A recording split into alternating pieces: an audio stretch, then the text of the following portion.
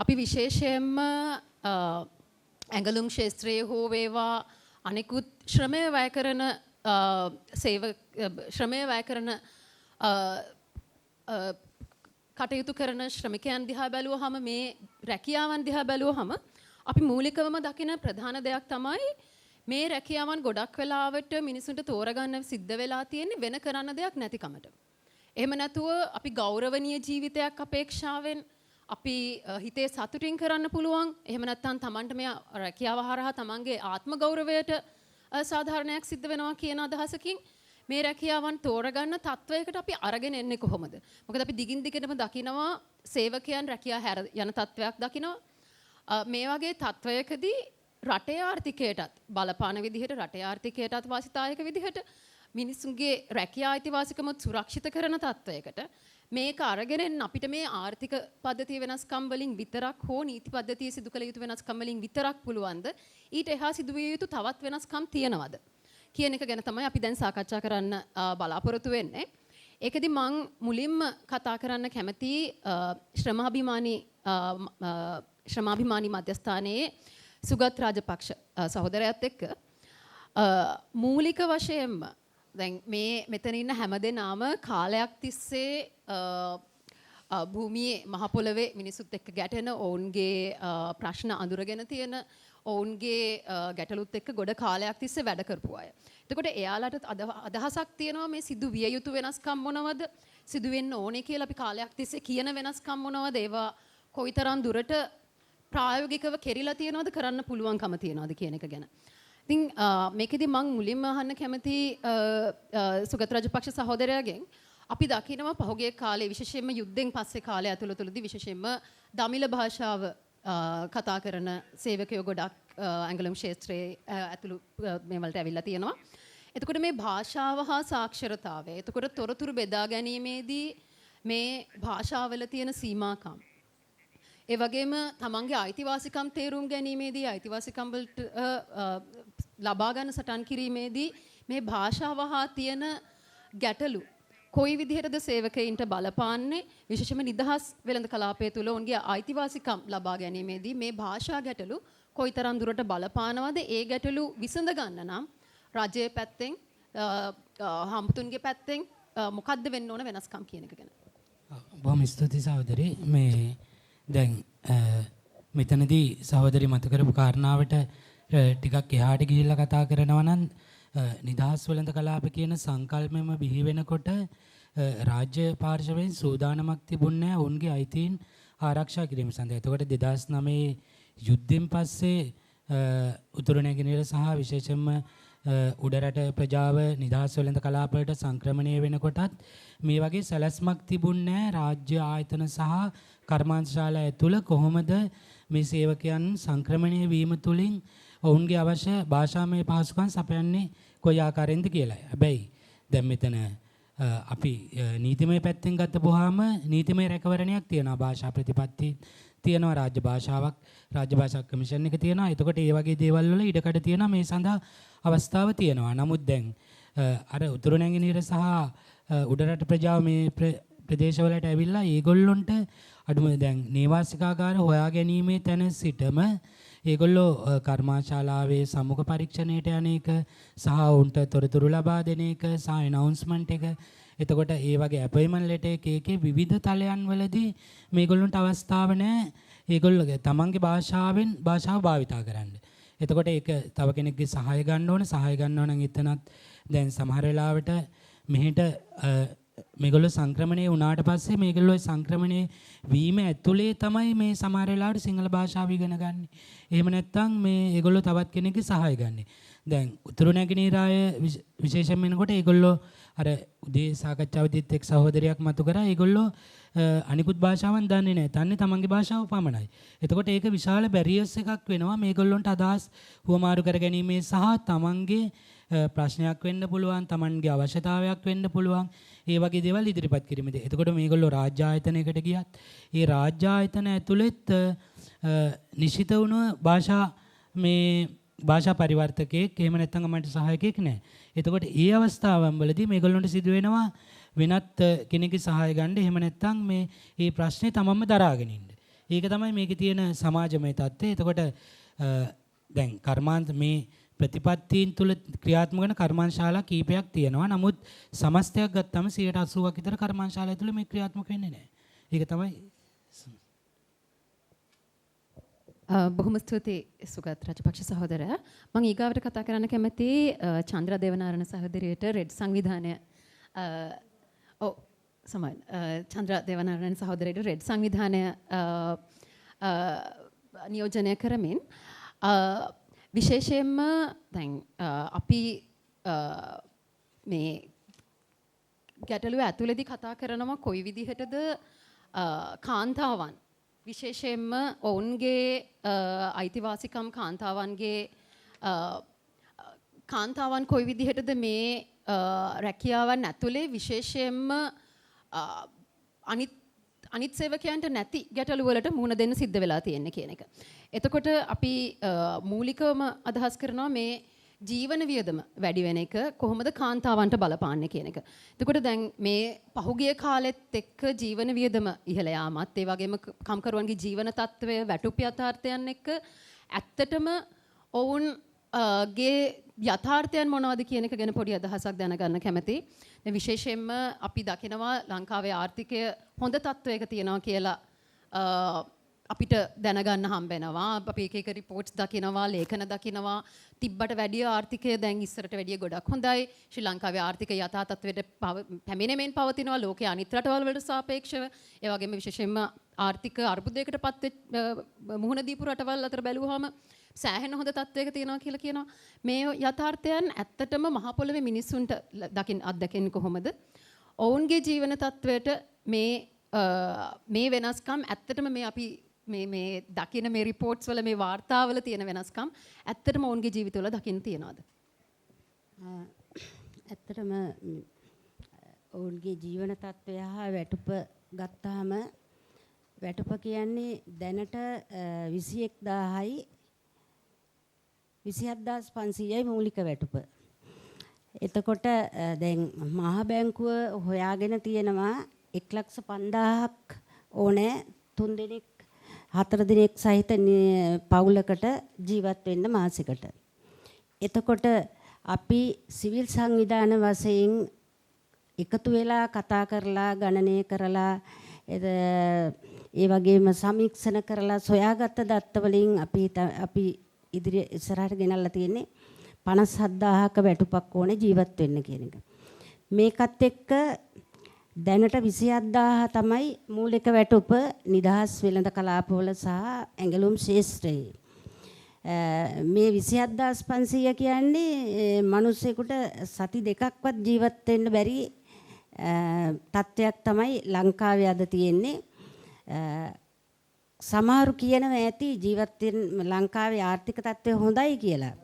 නමුත් නිදහස් වෙළඳ කලාපෙදී අපි හිතන්නේ මේ ලංකාවේ ආර්ථික තත්ත්වය හොඳයි කියලා. බොහොම පිරිහුණු ආර්ථික තත්ත්වයක් තියෙන්නේ. මොකද මේගොල්ලන්ට මේ වැටුප ගත්තාම සමහර ආයතනවල ලැබෙන්නේ මූලික වැටුප විතරයි. ඒ මූලික වැටුප ඇතුලෙන් අර්ථ සාධක කැපෙනවා, මරණාධාර කැපෙනවා, කෑමට කැපෙනවා, ප්‍රවාහන වලට කැපෙනවා. ඒ කැපිලා ඉවරුණාම මූලික වැටුප විතරක් ගත්තොත් 20000ක් වගේ ගණනක් තමයි ඉතුරු වෙන්නේ.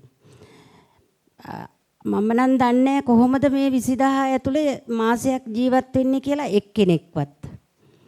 අපිට හිතා ගන්නත් බෑ එක්කෙනෙක් කොහොමද ජීවත් වෙන්නේ කියලා. ඒකත් එක්ක අපි දන්න මේ මහ පොළවේ යථාර්ථය තමයි සමහර සේවකයෝ දැන් මේ නව නීති කෙටුම්පතත් එක්ක එනවා සෙනසුරාදා නිවාඩු දෙන්න සහ ඉරිදා නිවාඩු දෙන්න. එතකොට එයාලට සිද්ධ වෙනවා දවස් දෙකක් ගෙදර ඉන්න.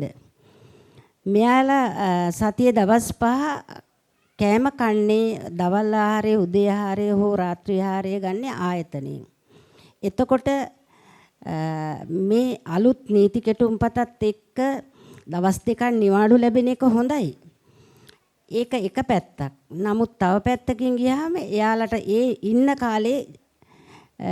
ඉන්න කාලය තුල ජීවත් වෙන්න මුදල් නැහැ. එතනත් දවස් දෙකක් කියන්නේ එයාලා බේල් 3ක් කන්න ඕනේ, අනික් අවශ්‍යතා සපුර ගන්න ඕනේ. එතකොට ණයකාරයෙක් වීම තමයි වෙන්නේ. ඉතින් මේවත් එක්ක අපි කියන්නේ මේගොල්ලන්ට ජීවත් වෙන්න සරිලන වැටුපක් දෙන්න ඕනේ කියන එක. මේක නිසා තමයි මේ නිදහස් වෙළඳ කලාපයේ ඇතුලේ සේවකයෝ ගමට යනවා. මේ රස්සාව එපා කියලා. මොකද බෝඩින් පීස් දෙන්න බැරුව යනවා. බෝඩින් පීස් වලටත් ප්‍රශ්නයක් ආවා. කොවිඩ් ව්‍යසනයෙන් පස්සේ ආණ්ඩුව යෝජනා කරේ බලධාරීන් යෝජනා කරේ කාමරයකට টয়ලට් එකක් සහ වොෂ්රූම් එකක් සහ කුස්සියක් ඇතුළත්ව කාමරයක් තියෙන්න ඕන කියලා. මේ ඒ කාමරය එහෙම හැදුවා. හැදුවට පස්සේ ඒ වගේ ගාණ දැන් ඉහළ ගිහින් තියෙනවා. 10000 ඉඳලා 16000 වෙනකම් වෙනවා කාමරයක මුදල.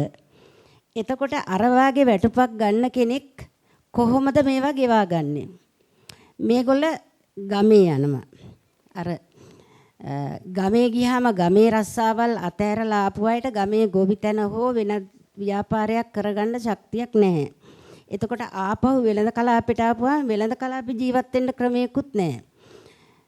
ආයතන පාලකයෝ පුළුවන් තරම් වැඩ ගන්නවා. දවසේ ඒගොල්ල 5න් පස්සේ වැඩ ගන්න එකටත් ඕටී ගෙවන්නේ නැහැ. ඒක එකතු කරන සෙනසුරාදා දවසට. මේකත් එක්ක ලොකු අර්බුදයක ඉන්නවා. රුපියල් 40000ක මූලික වැටුප ගන්න ආයතන තියෙනවා. දෙන ආයතන සමහර ආයතන තියෙනවා 42000 40000 මූලික පඩිය දෙන. අපි කියන්නේ ඒකත් මදි. ඒකෙනුත් කැපිලා ගියාම රුපියල් 30ක් 30000ක් 35000ක් ඉතුරු වුණාම ඒකත් අද ලංකාවේ ජීවන තත්වයට ගැළපෙන වැටුපක් නෙමෙයි. මේක නිසා අපි ආණ්ඩුවට බලකිරීම කරන්න ඕනේ මේ ප්‍රඥප්ති ගේනකොට ඉස්සෙල්ලම මේ සේවකයාගේ ජීවත් වීමට සරිලන වැටුප හදලා දෙන්න. ෆැක්ටරි ප්‍රමාණය වැඩි කරන්න ඕන. සේවක ප්‍රමාණය වැඩි කරලා මේගොල්ලන්ට ජීවත් වෙන්න පුළුවන්. ජීවත් වෙන්න සරිලන. දරුවොත් එක්ක වේල් දෙකක් හරි කාලා ඉන්න පුළුවන් වැටුපක් දෙන්න. ඒක තමයි අපි සිවිල් සංවිධාන විදියට මේ වෙලාවේ යෝජනා කරන්නේ. ඒකත් මම කියනවා මේ වෙලාවේ තනි සංවිධාන විදියටවත් තනි සේවකයෝ විදියටත් නෙමෙයි. අපි සියලු දෙනාම සාමූහික වෙලා වෘත්තීය සමිතිගත වෙලා ඒකරාශී වෙලා මේ ඉල්ලීම ඉල්ලුවොත් අපිට ලබා ගන්න බැරි වෙන එකකුත් නැහැ. බොහොම ස්තුතියි.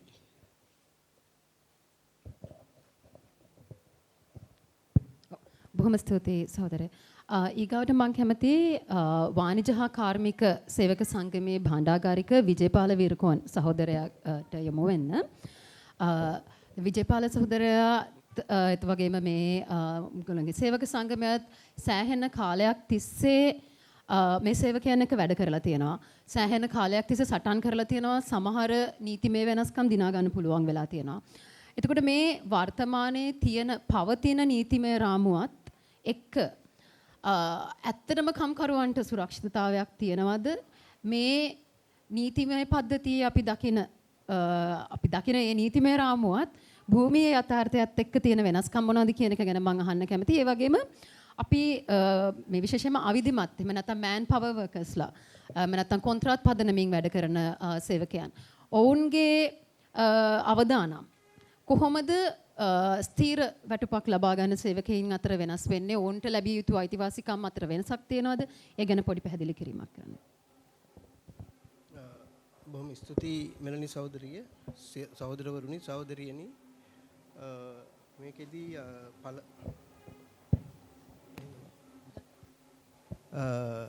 පළවෙනියට අහපු කාරණේ තමයි දැනට රටේ පවතින නීති පද්ධතිය තුළ රටේ ඉන්න කම්කරුවන්ගේ අයිතිවාසිකම් ආරක්ෂාවද කියන එක ගැන. දැන් නීති පද්ධතිය ගත්තොත් එහෙම මේ අපිට කියන්න වෙන්නේ නීති පද්ධතිය තුළ ඒ රැකියාවල ආරක්ෂා වෙනවා කියලා. ඒ නීති පද්ධතිය ප්‍රශ්නේ තියෙන්නේ ඒ නීති පද්ධතියක් තිබුණාට ඒ පද්ධතිය ක්‍රියාත්මක වෙන්නේ නැහැ. දැන් නිදහස් වෙළඳ කලාපවල විතරක් නෙමෙයි දැන් මුළු රටම ගත්තොත් එහෙම අපි දන්නවා ආයතනවල අපි වැඩ කරන්න ගියාම කම්කරුවන්ගේ සංවිධානය කරන්න ගියාම තියෙන ප්‍රශ්න තමයි කම්කරුවන්ට සංවිධානය වීමේ අයිතියක් නැහැ. නීතියේ තියෙනවා සංවිධානය වෙන්න පුළුවන් ඒ අයිතිය සුරකින්නවා කියලා. නමුත් එහෙම රැකෙන්නේ නැහැ. මම කියන්නේ මේක විතරක් නෙමෙයි ගොඩක් දේවල් වලට එහෙම රටේ නීති තිබුණාට නීති ක්‍රියාත්මක වෙන්නේ නැහැ. ඒක ඔය මෑන් පවර් සේවකයන්ටත් ඒක අදාළයි. මෑන් පවර් සේවකයන්ටත් අදාළ නීති රීති තියෙනවා. ඒක ක්‍රියාත්මක වෙන්නේ නැහැ. එක පැත්තකින් දැන් ඒවා ක්‍රියාත්මක කරන ආයතන මේ මැරිලා තියෙන්නේ. දැන් උදාහරණයක් හැටියට ගත්තොත් එහෙම අපිට කම්කරු දෙපාර්තමේන්තුවක් නැහැ. නමක් තියෙනවා, බෝඩ් එකක් ගහලා තියෙනවා කම්කරු දෙපාර්තමේන්තුවක් කියලා.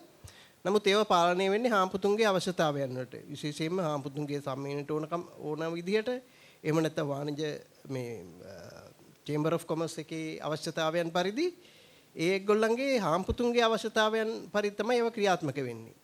මොකද ආණ්ඩුව ගත්තොත් එහෙම ආණ්ඩුවට ඒවා නඩත්තු කරන්න මේ පුළුවන් කමකුත් නැහැ. මුදල් නැහැ. දැන් සාමාන්‍යයෙන් දිස්ත්‍රික් කාර්යාලවලට ගිහින් බැලුවාම දිස්ත්‍රික් කාර්යාලවල නඩත්තු කරන්නේ ඒ ප්‍රදේශයේ තියෙන සමාගම් කාර්යය තමයි. එතකොට ඒ ගොඩක් තැන්වල මේ අපි දකින දෙයක් තමයි මේ එතකොට ඒ දිස්ත්‍රික් කාර්යාලවල වැඩ කරන නිලධාරීන්ට සිද්ධ වෙලා තියෙනවා ඒ Tamanට උදව් කරන හාම්පුතුන්ට විරුද්ධව ක්‍රියා නොකරන තත්වයක් මතුවලා තියෙනවා. ඉතින් ඒක නිසා මේ එතකොට මේ නීතිය තිබුණාට ඒවා ක්‍රියාත්මක කිරීම පිළිබඳ ප්‍රශ්නයක් තියෙනවා. දැන් ඕක හොඳම උදාහරණය තමයි මෑතම තිබිච්ච අත්දැකීමක්. දැන් මේ ආණ්ඩුව විසින් අයවැය සහන දීමනාව නැති කරා. ඒ පනතක් ගෙනල්ලා. දැන් ඒ පනත ගෙනාවෙන් පස්සේ අපි මේ පරීක්ෂණයක් කරා මේ විශේෂ කටුනායක කලාපේ සහ වතුපිටිවල ඒ අයවැය සහන දීමනාව ගෙවීම සම්බන්ධව කවුද ගෙවන්නේ කවුද ගෙවන්නේ නැත්තේ කියලා. දැන් කටුනායක ගත්තොත් එහෙම ඒ තියෙන ආයතන වලින් භාගයක විතර අයවැය සහන දීමනාව ගෙවන්නේ නැහැ. දැන් මේ ගැන අපි කම්කරු කාර්යාලයට පැමිණිලි කළාම මීගමුවේ ඒගොල්ලන් කියන්නේ ඉතින් බලලා කිව්වහම ඒගොල්ලෝ කියන්නේ මේ රුපියල් 27000ට ඒ කියන්නේ අවම වැටුපට වඩා වැඩි පඩි ගෙවනවා නම් ඒගොල්ලෝ ඒව හොයන්නේ නැහැ කියලා. ඉතින් එතකොට ඉතින් බරපතල ප්‍රශ්නයක් තියෙනවානේ. මං කියන්නේ ඉහළ ශ්‍රේණි ගත්තොත් එහෙම ඒගොල්ලන්ට තියෙන අනිකුත් අයිතිවාසිකම් ඒවා ක්‍රියාත්මක වෙනවද කියන එක ගැන බලන්න අවශ්‍යතාවයක් නැද්ද? ඊළඟට අනිත් කාරණේ තමයි නීතිය හැටියට වාර්තාවල් තියාගන්න පුළුවන් ආයතන වලට අවුරුදු 6ක කාලයක් පමණයි. එතකොට අපි හිතමුකෝ දැන් තැනක් හොයාගත්ත කියලා ආයතනයක් මෙහෙම දීමනාවල් ගෙවන්නේ නැති. එතකොට ඒ තැනට ගියන් පස්සේ ඒගොල්ලන් ගාව රෙකෝඩ්ස් තිබුණා හෝ නැතා හෝ එතකොට කාට හරි අසාධාරණයක් වෙච්ච එක්කෙනාට හම්බ වෙන්නේ ඇරියස් එකක් හැටියට ගත්තොත් එහෙම අවුරුදු 6ක ඇරියස් තමයි හම්බ වෙන්නේ. දැන් අපි කරපු ගණනය කිරීම අනුව දැන් අවුරුදු 2015 සේවයකට බැඳිච්ච කෙනෙකුට ඒගොල්ලන්ට අයවැය සහන දීමනාව ලැබුණ නැත්නම් එහෙම ඒ කෙනෙකුට දල වශයෙන් රුපියල් 4,20,000ක් විතර එයාට හිමි වෙන්න ඕනේ අයවැය සහන දීමනා. ඒව හම්බෙලා නැතුව. නමුත් දැන් ඔය කියන විදිහට කම්කරු කාර්යාලයෙන් කියන විදිහට එයාට ඒකට අයිතියක් ගන්න විදිහක් නැහැ. මොකද එක පැත්තකින් සේවකයෝ දන්නේ නැහැ මෙහෙම දීමනාවක් ගෙවනවා කියලා ඒක කොහොමද ගෙවන්නේ කියලා දන්නේ නැහැ. එහෙම ගෙව්වේ නැත්නම් ඒකට මොකද්ද කරන්න ඕනේ කියලා දන්නේ නැහැ. එහෙම බරපතල ප්‍රශ්නයක් තියෙනවා. එතකොට ඒක හරි. ඒක එතකොට ඒ කියන්නේ ඒක නීති ක්‍රියාත්මක වෙන්නේ නැහැ. දැන් මෑන් පවර් ප්‍රශ්නේ ගත්තත් එහෙමයි. දැන් මෑන් පවර් ක්‍රමයේ සම්බන්ධව ලංකාවේ ශ්‍රේෂ්ඨාධිකරණයේ ශ්‍රේෂ්ඨ නඩු තීන්දුව දීලා තියෙනවා. මොකද එක දිගට ආයතනයක වැඩ කරනවා නම් යම් කිසි කෙනෙක් මෑන් පවර් කෙනෙක් හැටියට එහෙම දිගටම තියාගන්න බෑ කියලා. දැන් ඒකට ඒ කාලේ නීතියක් තිබුණේ නැහැ මේ එයාව ස්ථීර කරන්න කියලා හිටන් කම්කරු කොමසාරිස්වරයාට බල කිරීමට. නමුත් දැන් අවුරුදු 2000 මට මතක විදියට 2018 නීතිය සම්මත කළා ඒක එහෙම බල කර මේ එහෙම තියෙනවා නම් ඒක ආණ්ඩුවට ක්‍රියාත්මක වෙන්න පුළුවන්. අනිත් එක කම්කරු කොමසාරිස්ට ඒකට බල කිරීමක් කරන්න පුළුවන් මේක මේ විදිහට ක්‍රියාත්මක කරන්න බෑ කියලා.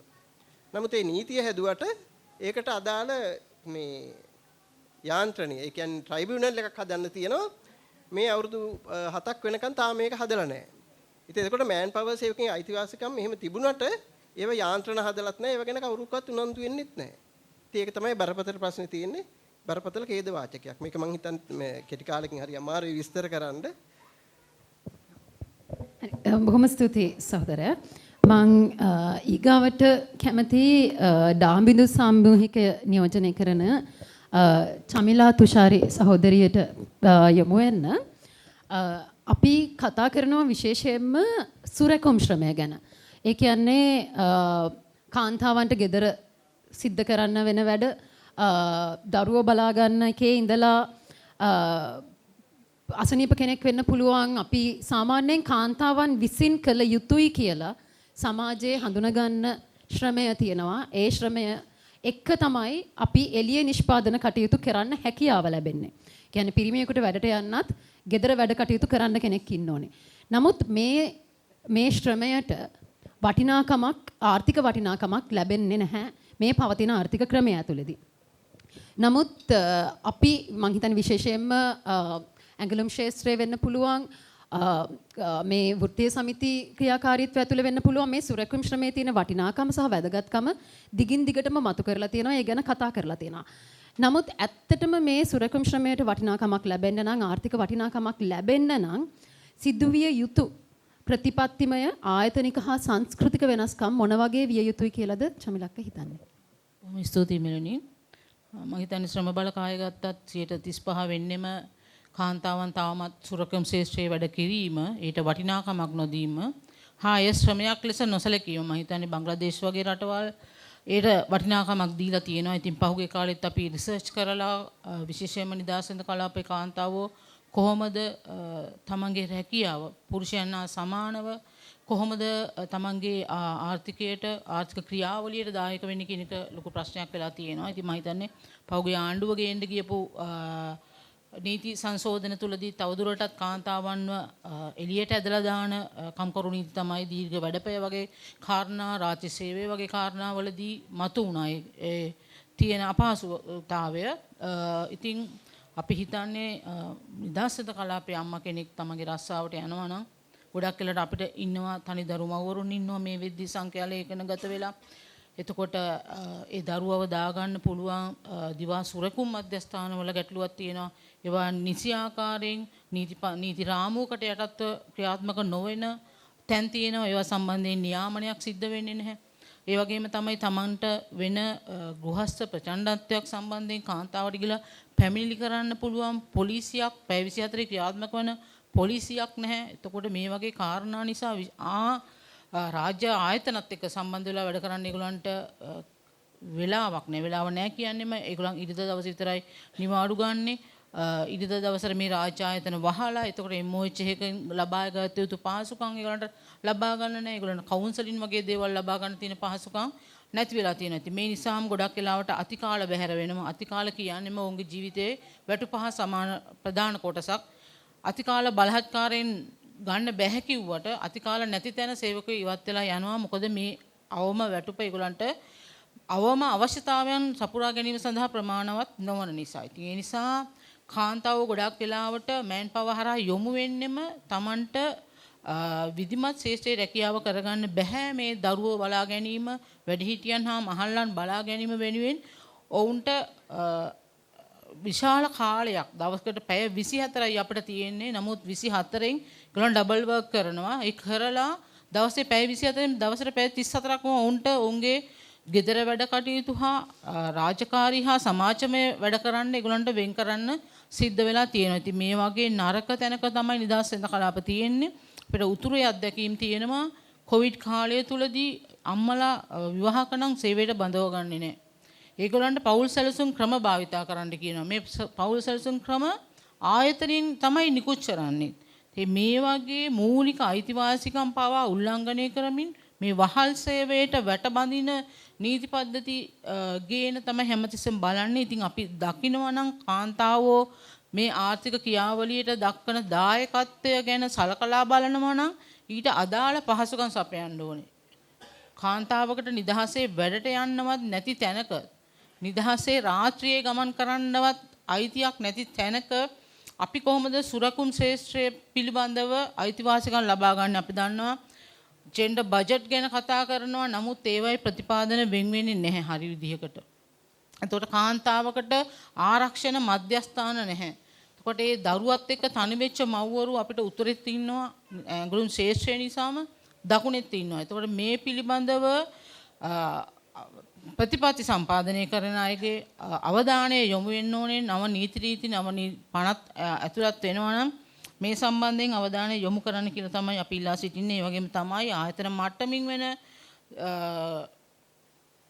GBV සම්බන්ධයෙන් මතුවෙන ගැටලු වලට අපි විශේෂයෙන්ම C190 රටිෆයි කරන්න, ඒක කම්කරු නීතියට ඇතුළත් කරන්න, ඒ සම්බන්ධයෙන් කම්කරුවන්ට නිදහසේ ගිහිල්ලා පැමිණිලි කරන්න පුළුවන් විදිහේ වාතාවරණයක් හදන්න. ඒක නීති රාමුවට විශේෂම කම්කරු නීතියට මේක ගන්න ඕනේ නැත්නම් කොච්චර මේක අපි රටිෆයි කරන්න කියලා බලපෑම් කරත් වැඩක් වෙන්නේ දඬ නීති සංග්‍රහය යටතේ ඒට දඬුවම් තියෙනවා නේ. ඉතින් ඒ නිසා ආයතන මට්ටමේ වන හිංසනයක්. ඒ නිසාම ගොඩක් වෙලාවට මේ තියෙන හිංසනයන් නිසාම වුන් මැනිකමක් දක්වනවා කාන්තාවක් වශයෙන් ඔවුන්ගේ අයිතිවාසිකම් ඉල්ලීම සඳහා නායකත්වයට පැමිණෙන්න ඔවුන්ට විශාල බාධාවක් කියලා තියෙනවා ආයතන මට්ටමේ තියෙන මේ හිංසාවන් හා ප්‍රචණ්ඩත්වය. ඉතින් ඒ නිසාම ආයතන මට්ටමේ තියෙන මේ ගැටලු ඔවුන්ගේ ජීවත් වෙන වටපිටාව සම්බන්ධයෙන් තියෙන මේ ගැටලු අවම කිරීම සඳහා කිසිදු යාන්ත්‍රණයක් නැහැ, වේදිකාවක් නැහැ ඔවුන්ට කතා කරන්න. විශේෂයෙන් වෘත්ති සමිති ගත්තත් ඒ වෘත්ති සමිති තුළ ඉන්නේ පුරුෂ හඬක් තමයි වැඩිපුර තියෙන්නේ. ඒතකොට ඒ සමහර අවස්ථාවලදී මතුවෙන හිංසාකාරී තත්ත්වයන් නිසා ඔවුන් ඒ තුලවත් ඔවුන්ගේ කතන්දරය දිගහරින්න අවස්ථාවක් කරගන්නෙත් නැහැ. ඊට ඉඩක් ලැබෙන්නෙත් නැහැ. ඉතින් මේ වගේ කාරණා නිසා අපි හිතනවා විශේෂයෙන් මේ සම්බන්ධයෙන් ප්‍රතිපාදන සම්පාදනය කළ යුතුයි. මේ පිළිබඳව සුපරීක්ෂණය කළ යුතුයි, නිරීක්ෂණය කළ යුතුයි. හා ලේබර් ඩිපාර්ට්මන්ට් එක BOI එක මේ සම්බන්ධ කාන්තා කටයුතු අමාත්‍යාංශයන් මේ පිළිබඳව අවධානය යොමු කර යුතුයි කියලා. බොහොම ස්තුතියි චමිලක්කේ. ඊගාවට මම කැමති ස්ටෑන්ඩ් අප් මූවමන්ට් සංවිධානය නියෝජනය කරන සිහින තේනුවර සහෝදරයාට යොමු වෙන්න. ස්ටෑන්ඩ් අප් මූවමන්ට් සංවිධානය විශේෂයෙන්ම ස්ත්‍රී පුරුෂ භාවය මත පදනම් වෙච්ච ප්‍රචණ්ඩත්වය ගැන අවධානය යොමු කරනවා. විශේෂයෙන්ම LGBTQ කමියුනිටි එකේ LGBTQ ප්‍රජාවේ විවිධ වෙනත් ලිංගික අනන්‍යතාවලට වලින් හඳුනගන්න පුද්ගලයන්ගේ අයිතිවාසිකම් සම්බන්ධයෙන් විශේෂයෙන්ම මේ අපි ඇඟලුම් ක්ෂේත්‍රය අරගෙන බැලුවොත් සේවස්ථානයේ හිරිහැර විශේෂයෙන්ම ස්ත්‍රී පුරුෂ සමාජ භාවය මත පදනම් වෙච්ච ප්‍රචණ්ඩත්වය සඳහා මේකට මේ වගේ තත්ත්වයක් යටතේදී නීතිමය ක්‍රියාමාර්ග අරගෙන තියනවාද ස්ටෑන්ඩ් අප් මූවමන්ට් සංවිධානයේ මැදිහත් වෙලා හෝ උදව්වෙන් හෝ එහෙම නීතිමය ක්‍රියාමාර්ග අරගෙන සාර්ථක වෙච්ච අත්දැකීමක් අපිත් එක්ක බෙදා ගන්න පුළුවන්ද? එහෙමත් නැත්නම් එහෙම නීතිමය අත්දැකීම් නීතිමය කටයුතු කරන්න ගියාට පස්සේ මුහුණ දෙන්න වෙච්ච ගැටලු මොනවද? ඒ මුහුණ දෙන්න වෙච්ච අභියෝග මොනවද කියන එක ගැන අපිට පොඩි පැහැදිලි කිරීමක් කරන්න පුළුවන්.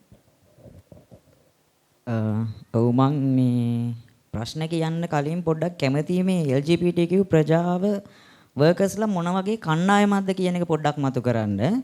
මේ ලංකාව වටේම ඈත ගම්මානවල ඉන්න ළමයි තමයි මේ තමන්ගේ අනන්‍යතාවය මම මෙහෙම කෙනෙක් කියලා හිතුන ගමන් තමයි ඒ ළමයි මේ කටුනායක වෙළඳ කලාපයට එන්න ගන්නෙ. මොකද ඒ ළමයිට ගෙවල් වලින් ටක් ගාලා එළියට එන්න පුළුවන් එකම අවස්ථාව ඒක තමයි ජොබ් එකක් හොයාගෙන එන එක.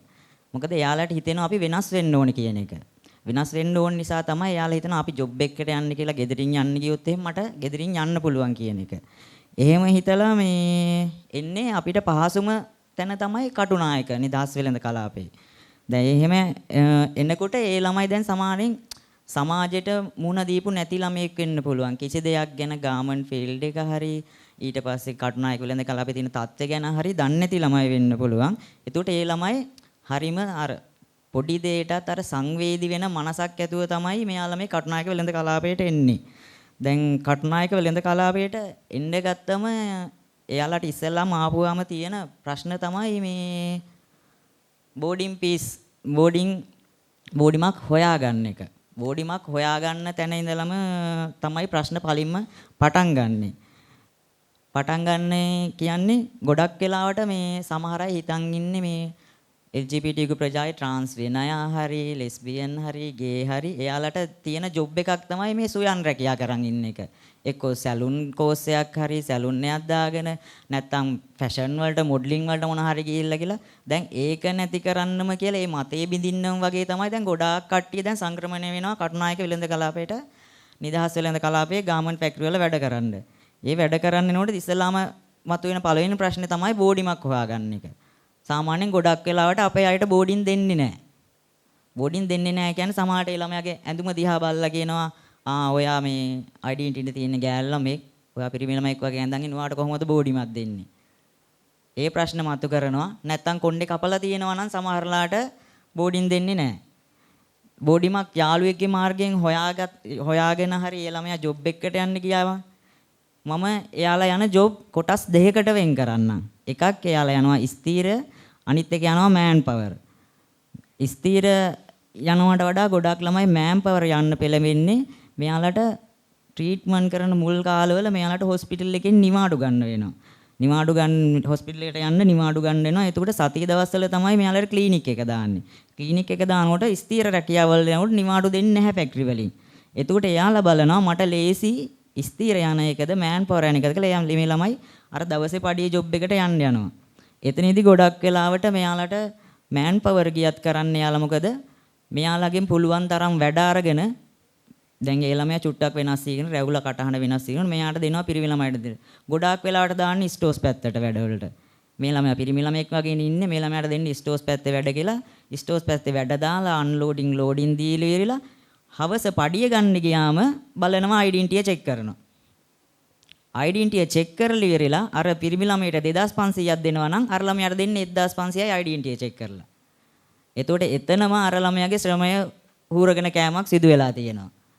දැන් ඒ ළමයා ඉස්සල්ලාම කොහොමද ජොබ් එකට මෑන් පවර් ජොබ් එකට ගන්නෙත් ඩෙන්ටිය බලලා තමයි. ඒ වුණාට පෙනුම බලලා ජොබ් එක අර විදිහට ශ්‍රමය අරගෙන අන්තිමේට හවස ඕප් වෙන වෙලාවට ඩෙන්ටිය බලලා පොඩි පඩියක් දීලි වෙලා අයින් කරනවා. ගොඩක් වෙලාවට මෑන් පවර් ජොබ් වලට යන්න ගියාම සමහරලාට භාගයක් දුරට එක්කගෙන ගිහිල්ලා මගදී ඩෙන්ටිය චෙක් කරලා මෙයාලා මගදී වාහනෙන් බස්සලා යනවා. සමහරලාට ඒ ළමයාගේ අතේ 7-5ක්වත් නැති වෙන්න අවස්ථාවක් තියෙනවා. උදාහරණයක් ගත්තොත් මගේම සහෝදරයෙක්ට එහෙම දෙයක් වෙච්ච දෙයක්ත් තියෙනවා. ඒ ළමයා ඒකල ඉඳලා කටුනායකට පයින් එනවා. ඒකත් උදේවරුවකවත් නෙවෙයි හවස් වරුවේ නයිට් එකට එක්කන් ගිහිල්ලා. ඒ වගේ ගොඩක් දේවල් වෙලා තියෙනවා.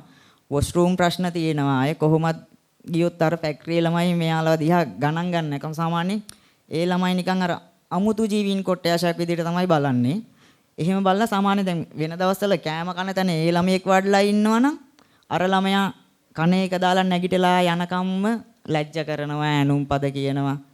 සමහරට ඒ ළමයාට කෑම කන්න එකවත් හිතට දෙන්නේ නැහැ. ඒ ළමයා සමහරට කෑම කන්නේත් නැහැ. එතනින් එහාට මම කියන්නම් ස්ථීර ජොබ් වලට. දැන් ගොඩාක් ළමයි ස්ථීර ජොබ් වලට යන්න පටන් ගන්න තිනවා. මොකද මේ ඉස්සර තිබ්බ තත්ත්වයට වැඩිය දැන් සෝන් එකේ ගොඩක් වෙලාවට ජොබ් වලට ගන්නවා. ඒ අපේ ස්ටෑන්ඩ් අප් මූවමන්ට් ලංකායතනේ මැදිහත් ටීම් මතම තමයි. ඒ යන්න කලින් තිබ්බ ප්‍රශ්න ටිකක් කතා කරනවා නම් ඉස්සෙල්ලාම ඉන්ටර්විව් එකට යන්න ගිය තැන ඉඳලා මට වෙච්ච සිද්ධියක් මම කියන්නම්. ඉන්ටර්විව් එකට යන්න තැන වෙච්ච තැන ඉඳලා ඉරිලා මගේ මාව දුර ඉඳන් බලලා ඉරිලා මාව කවුන්ටින් කරලා හැරිලා යන්න ගිහිල්ලා තියෙනවා. ඒ වගේ වෙලා තියෙනවා. තව සිට් රූම් වලට අපේ ළමයෙක් ඉන්ටර්විව් එකක් යන්න ගිහිල්ලිවිල ඒ ළමයාගේ ඇත්තටම සිදලා තිබ්බ කනගාටුයි ගොඩක්ම. ඒ ළමයාගේ ඇඳුම් සම්පූර්ණයෙන්ම ගලවලා ඒ ළමයාව චෙක් කරලා තිබ්බා. ඒකට අපි මැදිහත් වෙලා තාමත් ඒ නඩුව කරගෙන යනවා. ඊට අමතරව මේ ඒක තමයි ගොඩක්ම තියෙන්නේ. ඔය සිද්ධිය ඇතුලේ ඔෆිස් එකේ සමහරලාට මානසික ලෙඩ්ඩු කියලා බයිනවා.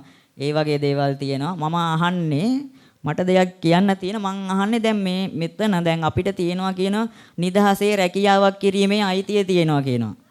තමන්ට ඕන විදිහට ජීවත් වීමේ අයිතිය තියෙනවා කියනවා. පඩියට ශ්‍රමයට සරිලන වැටුපක් ගැනීමේ අයිතියක් තියෙනවා කියලා කියනවා. දැන් එහෙම බලන් ගියොත් එහෙම මං හිතේ විදිහට අපිට එක අයිතියක්වත් හම් වෙලා නැහනේ. දැන් මගේ ඉල්ලීම ඒක තමයි සාමාන්‍ය මිනිස්සු දිහා විදිහට බලන්න පුළුවන් නම් ආණ්ඩුවේ මැදිහත් වෙලා පොඩ්ඩක් මේක දැනුවත් කිරීම කරන්න බලන ගොඩාක් සමාජයේ දැනුවත් නැහැ. ඒක තමයි ලොකුම ප්‍රශ්නේ. ෆැක්ටරි වලත් ගොඩක් අය දැනුවත් ගොඩක් අය දැනුවත් නැහැ. එහෙම වුණාම ප්‍රශ්න ඇති වෙනවා. ඒක නිසා මම නම් කියන්නේ පොඩ්ඩක් බලන්න වැඩි හරියක්ම අනිත් අයට වඩා අයිතීන් කඩ වෙනවා නම් කඩ වෙලා තියෙන්නේ මේ අපේ LGBTQ ප්‍රජාවේ කියන එක තමයි මගේ මගතේ තියෙන්නේ. Thank you. බොහොම ස්තුතියි සොදර. මං ඊගාවට තමයි වෙන්න කැමති ලලිතා අක්කා ගාවට ලලිතා දෙද්දුව කුමාර රෙදිපිලි ඇඟලුම් සහ ඇඳුම් සේවක සංගමය නියෝජිත කරමින් සහභාගී වෙච්ච දැන් අපි මේ කතා කරපු ගොඩක් දේවල් මේ සේවක අයිතිවාසිකම්. එතකොට සේවකයන්ට ගෞරවනීය ජීවිතයක් ගත කරන්න පුළුවන් තත්ත්වයේ රැකියාවක් තමයි අපේ අපේක්ෂාව.